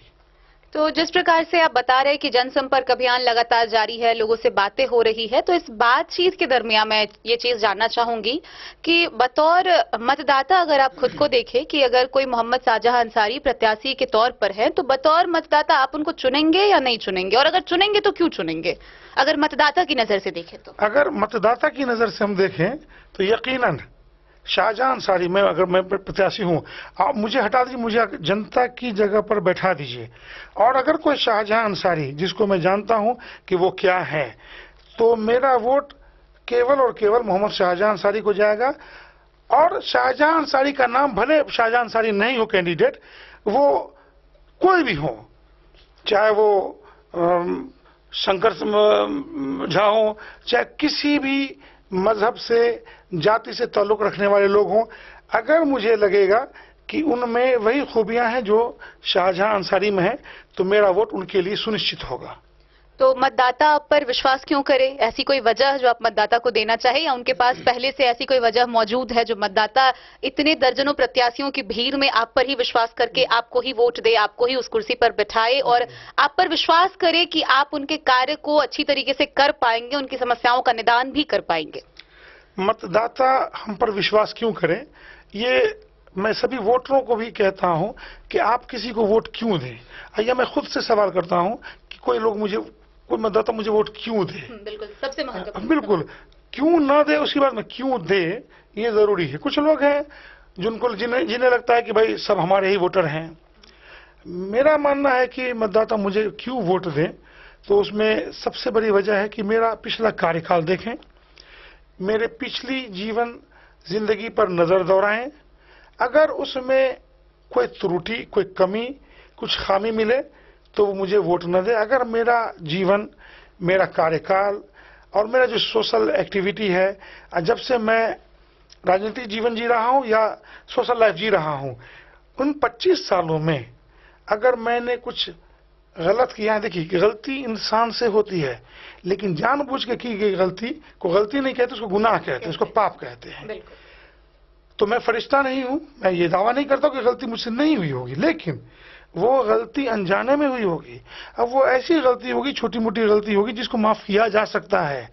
मैंने जानबूझ के कोई ऐसा गुनाह, कोई ऐसा पाप नहीं किया जिसके लिए मुझे माफ नहीं किया जा सके। इस बात के लिए मैं बिल्कुल सजग था, सजग हूं और सजग रहूंगा। मेरा कहना है कि आप मेरा ही नहीं, सभी प्रत्याशियों का पास्ट, भूतकाल खंगालिए, वर्तमान खंगालिए, मेरा साफ सुथरा निकले, मुझे वोट कीजिए। अगर लगे आपको कि शाहजहां के भूतकाल में, पास्ट में, पिछली जिंदगी में गड़बड़ी है, वोट मत कीजिए। और अगर साफ सुथरा है, क्लीन है, कहीं से कोई दाग नहीं है, तो मैं तो चाहूंगा ही कि जनता, समस्त मतदाता मेरा साथ दें, क्योंकि इस बार आपको, जनता को चुनने की आजादी है। और सबसे आसान इस बार का चुनाव, मैं एक मिसाल देकर समझाना चाहता हूं कि मान लीजिए कि आप किसी पार्टी बेसिस पर चुनाव हो रहा है, उसको चुन रहे हैं, किसी पार्टी के कैंडिडेट को। अब ए पार्टी है, उस ए पार्टी ने किसी बेईमान को टिकट दे दिया। अब कोई बी पार्टी है, किसी चोर को टिकट दे दिया। कोई सी, डी, इस तरह से पार्टी है जो तमाम, जिस किसी को भी टिकट मिला उसमें कहीं ना कहीं कुछ कमी त्रुटियां हैं। अब उसी में से किसी को आपको चुनना है, तो जनता प्रयास करती है कि जो सबसे कम भ्रष्ट हो उसको चुने। लेकिन इस बार का जो चुनाव है वो आपको इस चुनाव से रोकता है। आपको पार्टी की विचारधारा और पार्टी से जुड़े हुए जो लोग हैं उनको नहीं चुनना है, आपको चुनना है व्यक्ति को और व्यक्तित्व को। आप देखिए कि किस व्यक्ति में उसका व्यक्तित्व, किस व्यक्ति का व्यक्तित्व, उसकी पिछली जिंदगी साफ सुथरी रही है, उसमें कहीं से पार्टी नहीं आ रहा है। क्योंकि पार्टी का तो मैंने कहा कि अगर पार्टी किसी ऐसे लोगों को टिकट देती है तो वहां पर मजबूरी हो जाती है जनता को। नोटा भी नहीं है इसमें, नगर निकाय के चुनाव में नोटा भी नहीं है। या तो आप घर में सोए रहेंगे, वोट गिराने नहीं जाएंगे, और अगर गिराने जाएंगे तो किसी को चुनना पड़ेगा। तो ये सबसे बड़ी उपलब्धि है जनता के लिए इस बार कि जनता उसको चुने जिसका कार्यकाल, जिसकी जिंदगी साफ सुथरी गुजरी हो। हाँ, एक बात मैं यहां पर जोड़ रहा हूं, कुछ लोग एक्सीडेंटल ईमानदार भी होते हैं। अब एक्सीडेंटल ईमानदार कहते किसको है?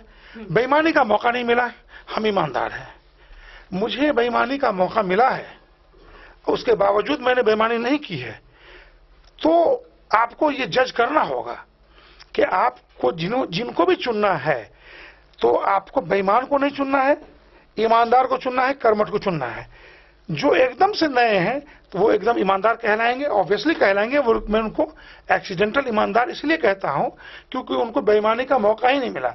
जिनको बेईमानी का मौका मिला और उन्होंने बेईमानी नहीं किया, चाहे वो शाहजहां अंसारी हो या शंकर झा हो, कोई हो, आप उनको चुनिए। क्योंकि इस बार आपके हाथों में ताकत है और ये सबसे बड़ी उपलब्धि है, इसको आप जाया न होने दें। इस बार के चुनाव से आपके मधुबनी की दशा और दिशा बदल सकती है और इस अचीवमेंट को हाथ से जाने नहीं देना चाहिए। तो जैसे कि मधुबनी की दशा और दिशा बदलने की बात हो रही है, तो मधुबनी के जो मतदाता हैं वो मूलतः विकास चाहते हैं, सुरक्षा चाहते हैं, खुद को सुरक्षित देखना चाहते हैं, जो दयनीय स्थिति है उससे उबरना चाहते हैं। तो मैं सुरक्षा के दृष्टिकोण पे आना चाहूंगी। तो यहाँ महिला सुरक्षा को लेकर सबसे पहले मैं बात करना चाहूंगी कि अभी भी जो है कि विभिन्न प्रकार की घटनाएं जो लगातार देखने को मिल रही है, अभी हाल ही में बहुत सारी घटनाएं हुई हैं। तो जब चाहती है कि मधुबनी एक मॉडल शहर बने, तो महिलाएं जो है वो अपने आप को कितना सुरक्षित महसूस करेंगी, इसके लिए आपकी क्या योजनाएं हैं? महिलाएं सुरक्षित महसूस करें अपने आप को, सबसे पहले तो लोगों को अगर परिवर्तन देखना है कहीं, तो सबसे पहला काम यह करना है कि अपने आप में परिवर्तन लाना है। मैं महात्मा गांधी का जो कोट है, अगर आप बदलाव देखना चाहते हैं तो आप स्वयं में बदलाव लाइए। तो उस बदलाव के लिए हम लोगों को जागरूक करते हैं, जागृत करते हैं, स्वयं में बदलाव ला चुके हैं। वैसे बहुत ज्यादा बदलाव लाने की आवश्यकता पड़ी नहीं मुझे, बचपन से ही मैं ऐसा ही हूं।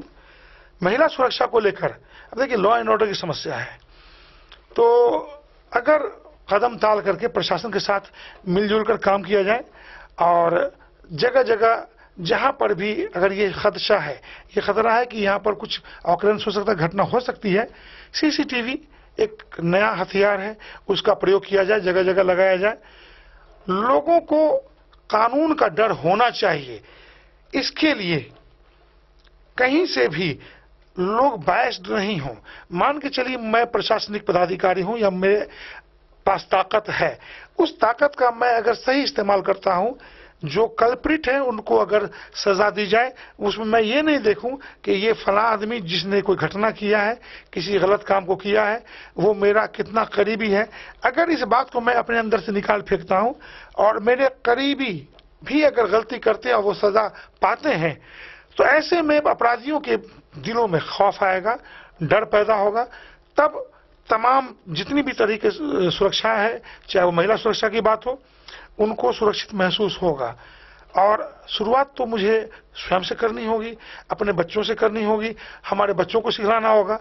तो यहाँ तो देखा गया है कि घर में जो बच्चे होते हैं, बच्चियों पर बहुत सारी पाबंदियां होती हैं, लेकिन जब उसी घर का लड़का है उस पर माँ बाप कोई पाबंदी नहीं लगाते हैं। वो चाहे जितनी मनमर्जी गलत काम को अंजाम दे सके और उस पर सवाल भी नहीं उठता है। तो सवाल जितना रिस्ट्रिक्शन बच्चियों पर है, लड़कियों पर है, औरतों पर है, वही रिस्ट्रिक्शन आपको मर्दों पर, लड़कों पर, बच्चों पर भी होना चाहिए। जब समाज में ये भेदभाव मिटेगा तो महिला सुरक्षा की भावना स्वतः लोगों के जहन में आएगी, जीवन में। जब ये लोगों के जीवन में आ जाएगा और लोग महिला का आदर करना शुरू करेंगे, तो आपको महिला सुरक्षा में बेहतरीन सुधार होगा। और हमको अगर समाज बदलने की अगर जरूरत है तो हर महाज पर, हर फ्रंट पर समाज बदलना है, चाहे महिला सुरक्षा हो। शुरुआत महिला सुरक्षा की शुरुआत मैं दावे के साथ कहता हूं अपने घर से होनी चाहिए। हमारे घर के बच्चे लड़के ऐसी कोई गलती न करें जिससे महिला सुरक्षा में कहीं से भी उस पर आपत्तिजनक बात सामने आ पाए या उनसे कोई ऐसी गलती ना हो जो कहीं ना कहीं वो कल्प्रिट हो जाएं। तो शुरुआत तो अपने घर से करनी होगी। तो चूंकि हम सुरक्षा की बात कर रहे हैं तो अभी लगातार आप देख रहे हैं क्षेत्र में चोरी की घटनाएं भी बहुत ज्यादा हो रही है। घरों में चोरियां हो रही है, ठीक है, रास्ते चलते मोटरसाइकिल चोरी जो इन दिनों आम बना हुआ है, बैंक के बाहर लगा हो, किसी छोटे दुकान के बाहर लगा हो, रास्ते चलते चोरियां हो जा रही है। तो इस सब में कैसे बदलाव आएगा, इसके लिए आपका क्या कदम होगा? देखिए, मोटरसाइकिल चोरी और घरों में चोरी दो अलग अलग चीजें हैं और आज तो मेरे मोहल्ले में भी चोरी हो गई है। और मोटरसाइकिल जो है मेरे एक दोस्त की चोरी हुई है 5 तारीख को। अभी मैं थाने पर से ही कुछ देर पहले आया था। मेरे एक जानने वाले की मोटरसाइकिल चोरी हो गई थी संतू नगर से। कुल मिलाकर अभी चोरों के लिए सबसे आसान काम हो गया मोटरसाइकिल चोरी करना। उसकी वजह यह है कि जब से बिहार सरकार ने शराबबंदी लागू की है, पूरा प्रशासनिक अमला, पूरी पुलिस फोर्स इसी काम में लगी रहती है कि कैसे शराब को पकड़ा जाए। और शराब को पकड़ने के चक्कर में बाकी दूसरी घटनाओं के समाधान और निराकरण पर उनका ज्यादा ध्यान नहीं रहता है, जिसका नतीजा ये है कि उसी शराब के तस्करी के लिए लोगों का मोटरसाइकिल चोरी होना शुरू हो गया। सबसे जरूरी आप ये देखें कि पहले मोटरसाइकिल की चोरी की घटना इतनी नहीं होती थी। जब से ये शराबबंदी हुई है, आपको बॉर्डर के इलाके में, क्योंकि मधुबनी जिला जो है वो जुड़ा हुआ है नेपाल बॉर्डर से, मोटरसाइकिल चोर लोगों की मोटरसाइकिलें चोरी करके बॉर्डर को से पार चले जाते हैं और वहां से नेपाल से शराब की तस्करी करके इंडिया लाते हैं और यही धंधा चलता है। और जब वो मोटरसाइकिल चोरी की मोटरसाइकिल बरामद हो जाती है शराब तस्कर के पास से या भागते हुए जैसे भी हो, उस मोटरसाइकिल का मिलना, उस मोटरसाइकिल मालिक के पास मिलना सबसे मुश्किल काम हो गया। सरकार ने ऐसी व्यवस्था बना के रखी है कि जिनका मोटरसाइकिल मिल जाता है वो भी मोटरसाइकिल उनको वापस नहीं मिल पाता है। मोटरसाइकिल के जो ओनर है, मैं बिहार सरकार से ये कह रहा हूं, मैं रिक्वेस्ट गुजारिश कर रहा हूं कि आपकी शराबबंदी योजना, मैं आपको बीइंग ए मुस्लिम ये कह रहा हूं कि शराबबंदी हमारे हिसाब से बहुत ही अच्छी योजना है। सरकार ने जो ये लाया मुझे बहुत खुशी है और देखा जाए तो बहुत ही अच्छा काम है। लेकिन जिस तरह से इसे लागू किया जा रहा है, मैं पिछले 7 साल के रिकॉर्ड को मैं बता सकता हूं कि मैंने एक आदमी ऐसा नहीं देखा जो शराब पीता था और शराबबंदी के बाद उसने शराब छोड़ दिया हो।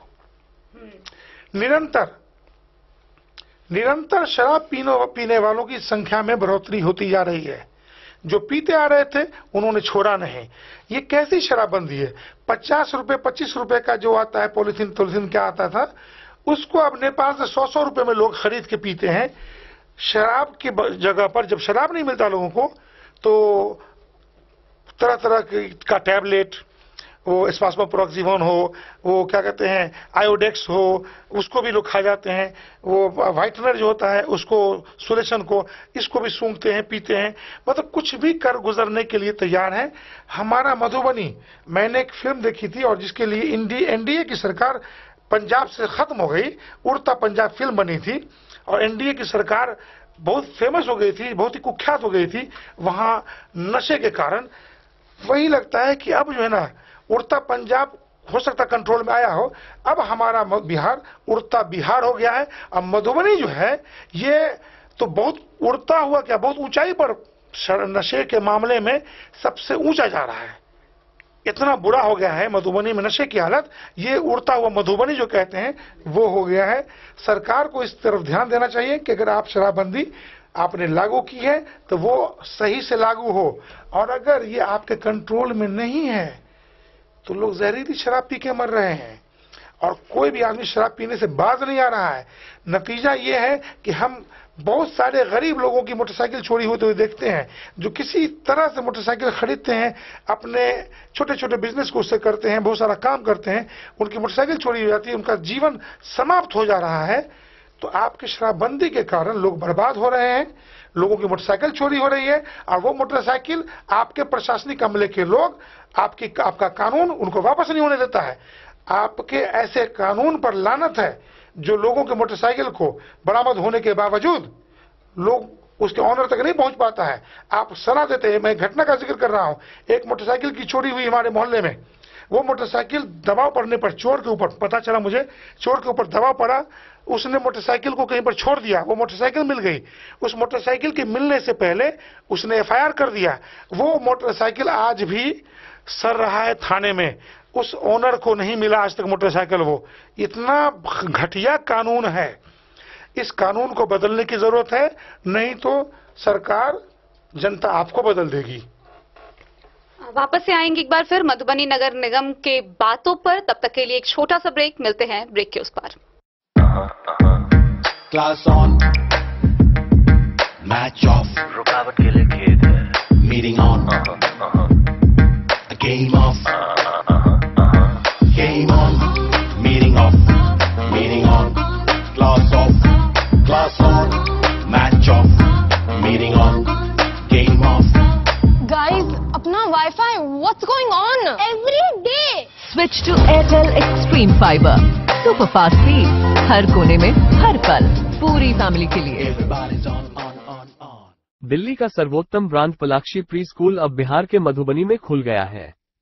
सत्र 2023-24 के लिए प्ले ग्रुप, नर्सरी, LKG और UKG के मुफ्त प्रवेश प्रारंभ। परिवहन सुविधा के साथ योग्य और प्रशिक्षित शिक्षकों के द्वारा बच्चों के संपूर्ण विकास के लिए एक coeducational pre school.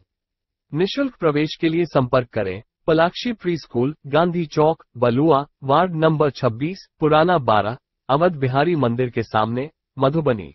Mobile number 9430696769। Break के बाद फिर एक बार आप तमाम दर्शकों का स्वागत है। आप देख रहे हैं डन न्यूज खबरें आप तक। मैं हूं आपके साथ शारदा झा और आज हमारे साथ स्टूडियो में मौजूद हैं मधुबनी नगर निगम के भावी मेयर प्रत्याशी मोहम्मद शाहजहां अंसारी। तो जैसा कि हम नगर निगम के सुरक्षा की बात कर रहे हैं, विकास की बात कर रहे हैं, तो यहाँ जो एक और मूल समस्या मुझे नजर आती है वो क्षेत्र में शौचालय की समस्या है। यहाँ सुलभ शौचालय की बहुत ज्यादा दिक्कतें हैं, लोगों को काफी दिक्कतों का सामना करना पड़ता है। तो इसकी तरफ आपका क्या कदम होगा? देखिए, इस पर भी मैंने सवाल किया था कि जहाँ बोर्ड की मीटिंग होती थी ना, तो उसमें मैंने कई बार चेयरमैन को कहा, जो मुख्य पार्षद हुआ करते थे, कि इसमें बोर्ड में 50% से अधिक महिलाएं हैं, उनके लिए समुचित रूप से शौचालय की व्यवस्था नहीं है। तो ज्यादातर ऐसा होता है कि बोर्ड की मीटिंग के अलावा हमारी महिला पार्षद वहां म्युनिसिपल काउंसिल नहीं जाया करती थी। तो मैंने इस तरफ बार बार इंगित किया। कुल मिलाकर यही है बात कि किसी को काम करने की न सलाहियत रही, और अगर उस काम के प्रति हमने जागरूक भी किया तो उन्होंने लूट खसोट का, जो है कहते हैं ना, लूट खसोट ही जब जहन में रहेगा तो दूसरा कोई काम नजर नहीं आएगा। आपको पूरे शहर में जगह जगह महिलाओं के लिए क्या, सामान्य तौर पर देखा जाए तो पुरुषों के लिए भी एक मतलब शौचालय की तो आवश्यकता है ही, और जगह जहां भी जो हो सकता है। आप जब समस्याओं की बात करती हैं तो मेरा एक कथन है, और मैंने उसको बार बार कहा है कि मधुबनी में समस्याएं नहीं है, समस्याओं में मधुबनी है। आप किस समस्या पर बात करेंगी, जिस समस्या पर बात करें, जो भी बात उठावे, टॉपिक उठावे, वहां आप देखेंगे मधुबनी सबसे निचले पायदान पर है।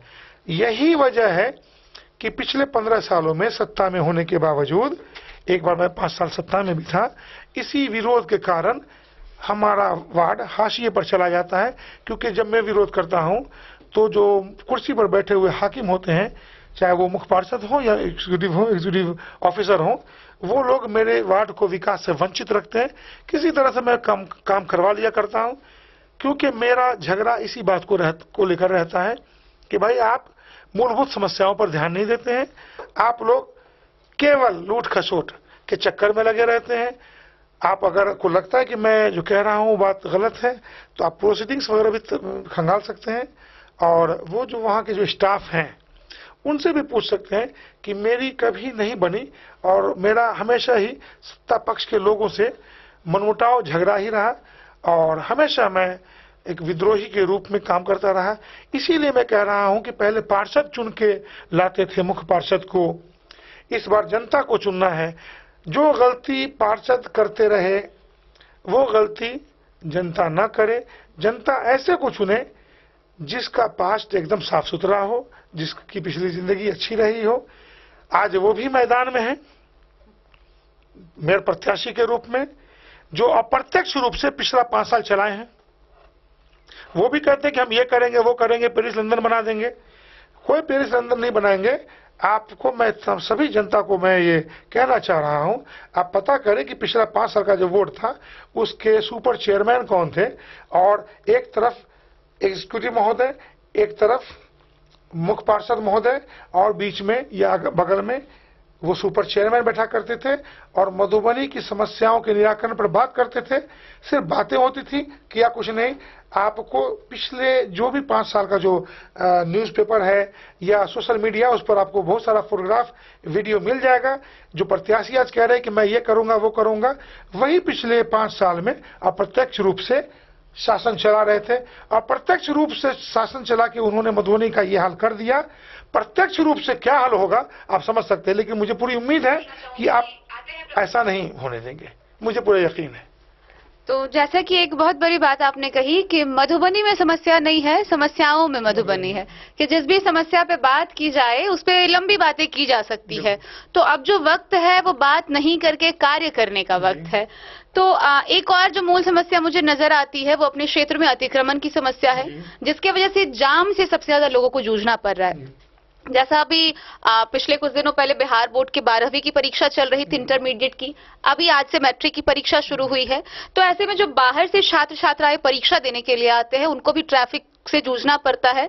तो इन सब चीजों का निपटारा जो है वो कैसे होगा, क्योंकि जब हम एक विकासशील शहर की बात करते हैं, एक मॉडल शहर की बात करते हैं, मतदाता को विकास चाहिए, तो ऐसे में जो ये छोटी छोटी समस्याएं जो कि सबसे बड़ी है वास्तव में, इससे कैसे छुटकारा मिलेगा?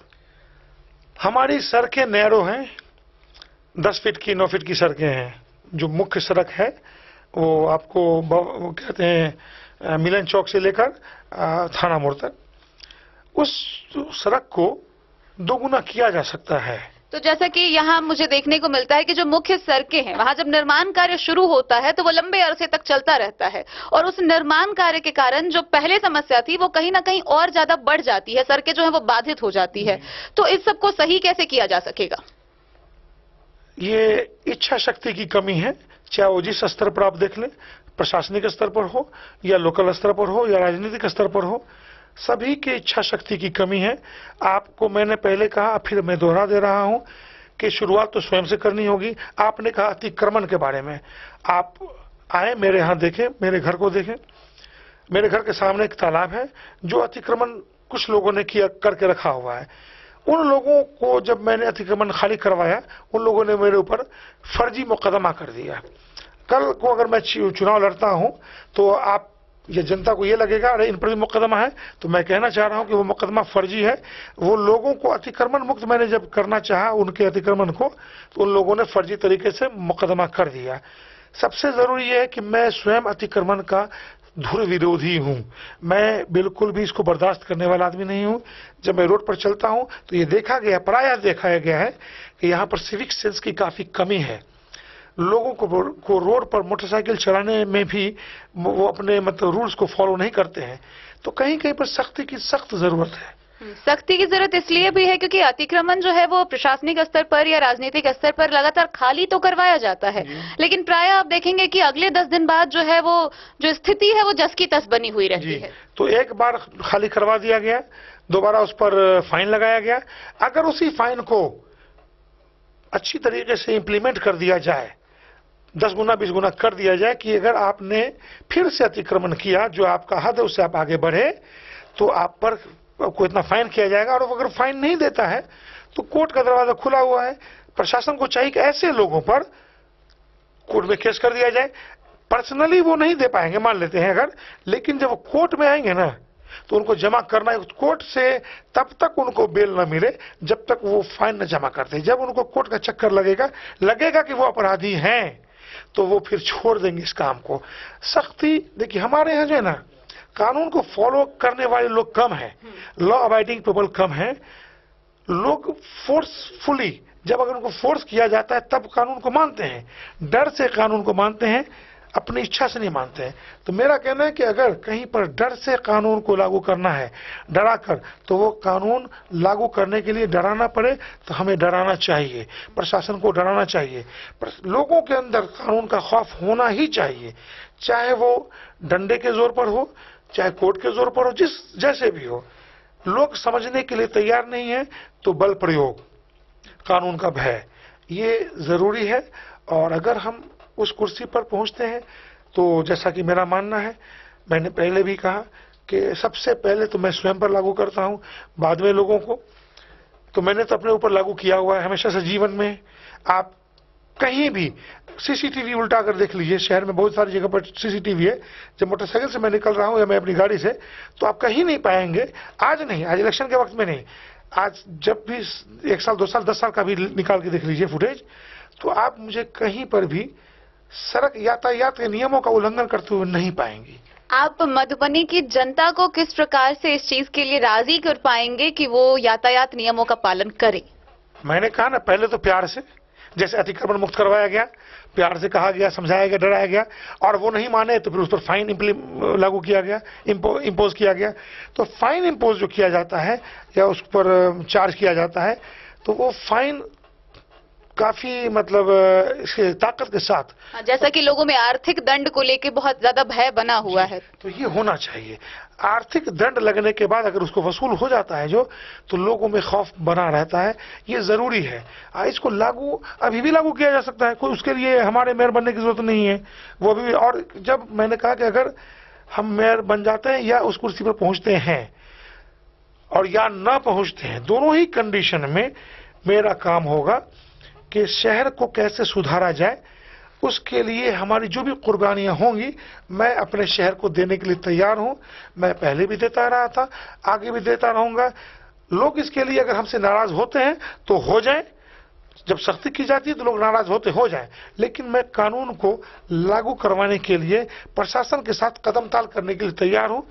उसके लिए जो करना पड़ेगा मैं करूंगा। एक और कार्य जो मैं जानना चाहती हूं, जैसे कि शहर को सुधारने की बात हुई है, तो हमारे शहर में गंदगी की समस्या भी बहुत ज्यादा है, और इसकी वजह से जो मच्छर हैं या विभिन्न प्रकार की जो बीमारियां हैं वो बढ़ती जा रही हैं। शहर को मच्छर मुक्त करना है, शहर को गंदगी मुक्त करना है, तो इसके लिए क्या ठोस कदम उठाए जाएंगे? देखिए, जब गंदगी को हम नियंत्रण में कर लेंगे तो मच्छर जनित बीमारियों से भी हम लोग छुटकारा पा लेंगे, उस पर कंट्रोल कर सकते हैं। तो सबसे पहले कि एक तो सिविक सेंस डेवलप करना, लोगों के अंदर में ये जागरूकता फैलाना जरूरी है। और जागरूकता से अगर काम नहीं चले तो अर्थदंड की बात होती है, जो जरूरी है। अगर हम अपने इलाके को, एरिया को साफ रखते हैं, जल जमाव होने से रोकते हैं, गंदा पानी जमा होने से रोकते हैं, अगर इन सब चीजों को करने में हम लोग कामयाब रहते हैं तो बहुत सारी चीजों पर हम लोग काबू पा सकते हैं। मच्छरों पर काबू पा सकते हैं, उसकी उत्पत्ति पर और उससे जनित रोगों पर भी हम लोग काबू पा सकते हैं। फिर हमको फॉगिंग की जरूरत नहीं पड़ेगी, क्योंकि फॉगिंग जो होता है वो पूर्ण रूपेण एक प्रदूषण है, उसमें केमिकल का प्रयोग होता है, वो भी हर जगह नहीं हो पाता है।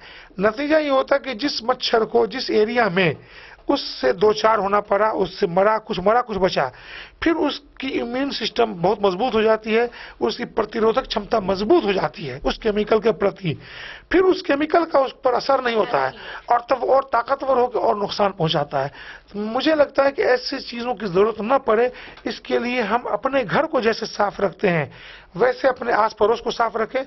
बस सिविक सेंस को डेवलप करना, जागरूकता फैलाना हम लोगों की ड्यूटी होनी चाहिए, और लोगों की ड्यूटी है कि हम अपने शहर को कैसे साफ रखें। हाँ, लेकिन नगर निगम की तरफ से कोई कार्य योजना तैयार की जाएगी ना, कि जो शहर की गंदगी इकट्ठा हो रही है वो किन जगहों पर इकट्ठा की जाए?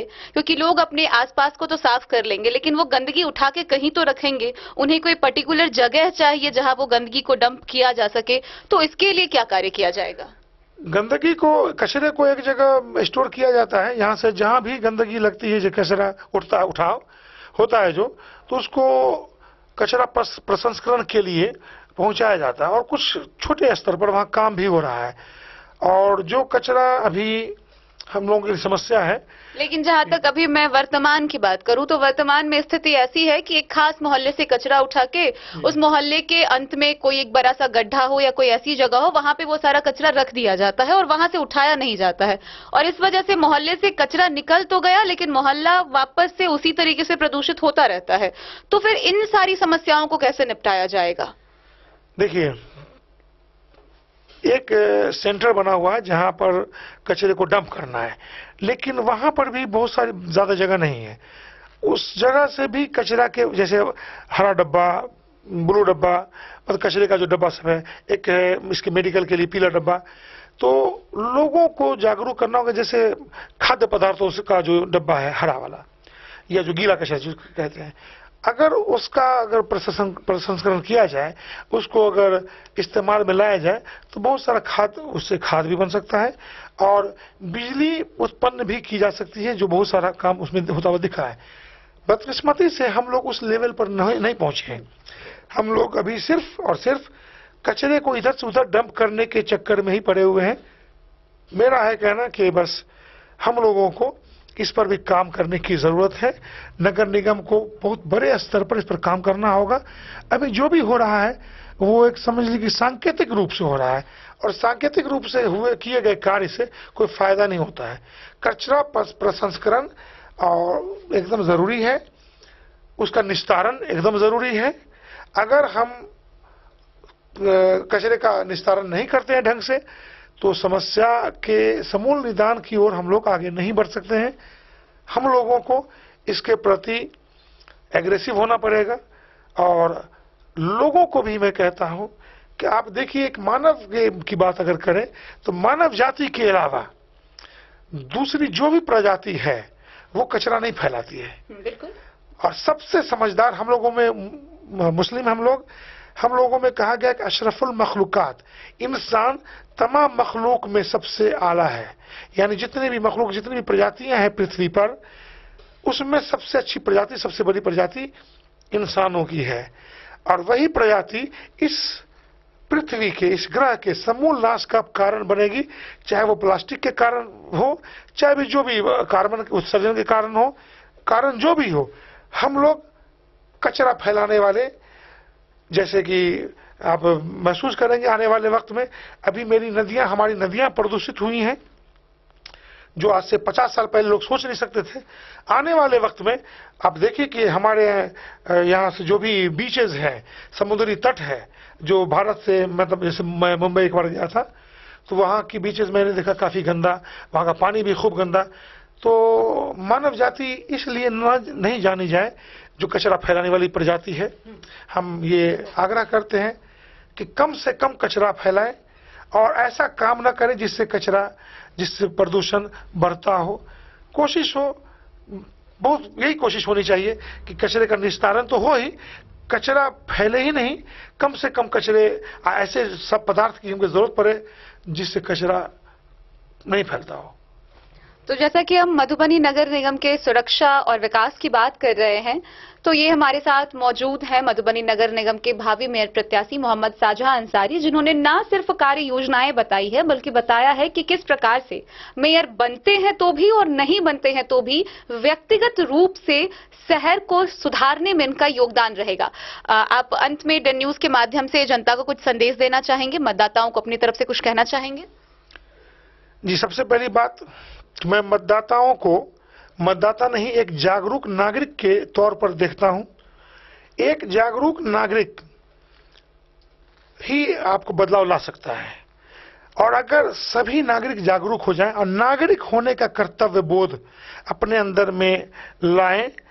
हमें इस बात की फिक्र रहती है कि मेरे अधिकार क्या हैं, हमारे अधिकार क्या हैं, लेकिन इस बात की फिक्र बिल्कुल नहीं रहती है, चिंता बिल्कुल नहीं रहती है कि हमारा कर्तव्य क्या है। तो जितना कम हो सके कार्बन फुटप्रिंट पैदा करें, कचरा कम से कम फैलाएं, अपने आसपास कम से कम गंदा करें, और ऐसी प्रजाति के रूप में न जाने जाएं जो सिर्फ कचरा फैलाता हो। और अंत में यही हम कहेंगे, इस बार ताकत आपके हाथ में है, मौका भी आपके हाथ में है। देखिए, बहुत सारे कैंडिडेट प्रत्याशी आपके बीच में हैं, सबके पिछली जिंदगी को तलाशिए, खंगालिए और जो सही लगे, जिसकी पिछली जिंदगी, पिछला काम आपको लगे कि नहीं ये साफ सुथरी छवि वाले हैं और ये कुछ कर सकते हैं और इनका अपना कोई पर्सनल लस्ट नहीं है, कोई अपना लालच नहीं है, कोई लोभ नहीं है, इन सब बातों को ध्यान में रखकर आप अगर किसी को भी वोट करेंगे तो मेरी गारंटी है कि आपका नगर निगम एक नजीर, एक मिसाल बनेगा पूरे भारतवर्ष के लिए। और मधुबनी ही सिर्फ साफ सुथरा नहीं रहेगा, जिस तरह से इंदौर साल दर साल पूरे हिंदुस्तान में, भारत में स्वच्छता के मामले में सबसे नंबर 1 शहर होता है, वैसे ही मधुबनी भी होगा। तो आइए हम सब मिलकर अपने नगर निगम मधुबनी को सबसे सुंदर स्वच्छ शहर बनाने में अपना योगदान दें। उनको चुने जो कचरा फैलाने वाले नहीं हो, चाहे वो नैतिक तौर पर हो, सामाजिक तौर पर हो या किसी भी स्तर पर, जो कचरा नहीं फैलाया जिन्होंने, उनका साथ दें। इस प्रकार आप मधुबनी में बदलाव ला सकते हैं। हम आपसे विनती करते हैं कि किसी को भी अपना मत देने से पहले अपने आप को एक प्रबुद्ध नागरिक होने का सबूत देते हुए ऐसे को चुने जो साफ सुथरी छवि के हों, कर्मठ हो, ईमानदार हों। धन्यवाद। बहुत बहुत धन्यवाद। तो इसी बेहतरीन और खूबसूरत संदेश के साथ इस साक्षात्कार को यहीं रोकते हैं। दीजिए पूरी टीम को इजाजत। नमस्कार। तो आज के इस बुलेटिन में फिलहाल इतना ही। कल फिर हाजिर होंगे नए खबरों के साथ। तब तक दीजिए पूरी टीम को इजाजत और मधुबनी की हर छोटी बड़ी खबरों के लिए देखते रहिए DIN न्यूज, खबरें आप तक। नमस्कार।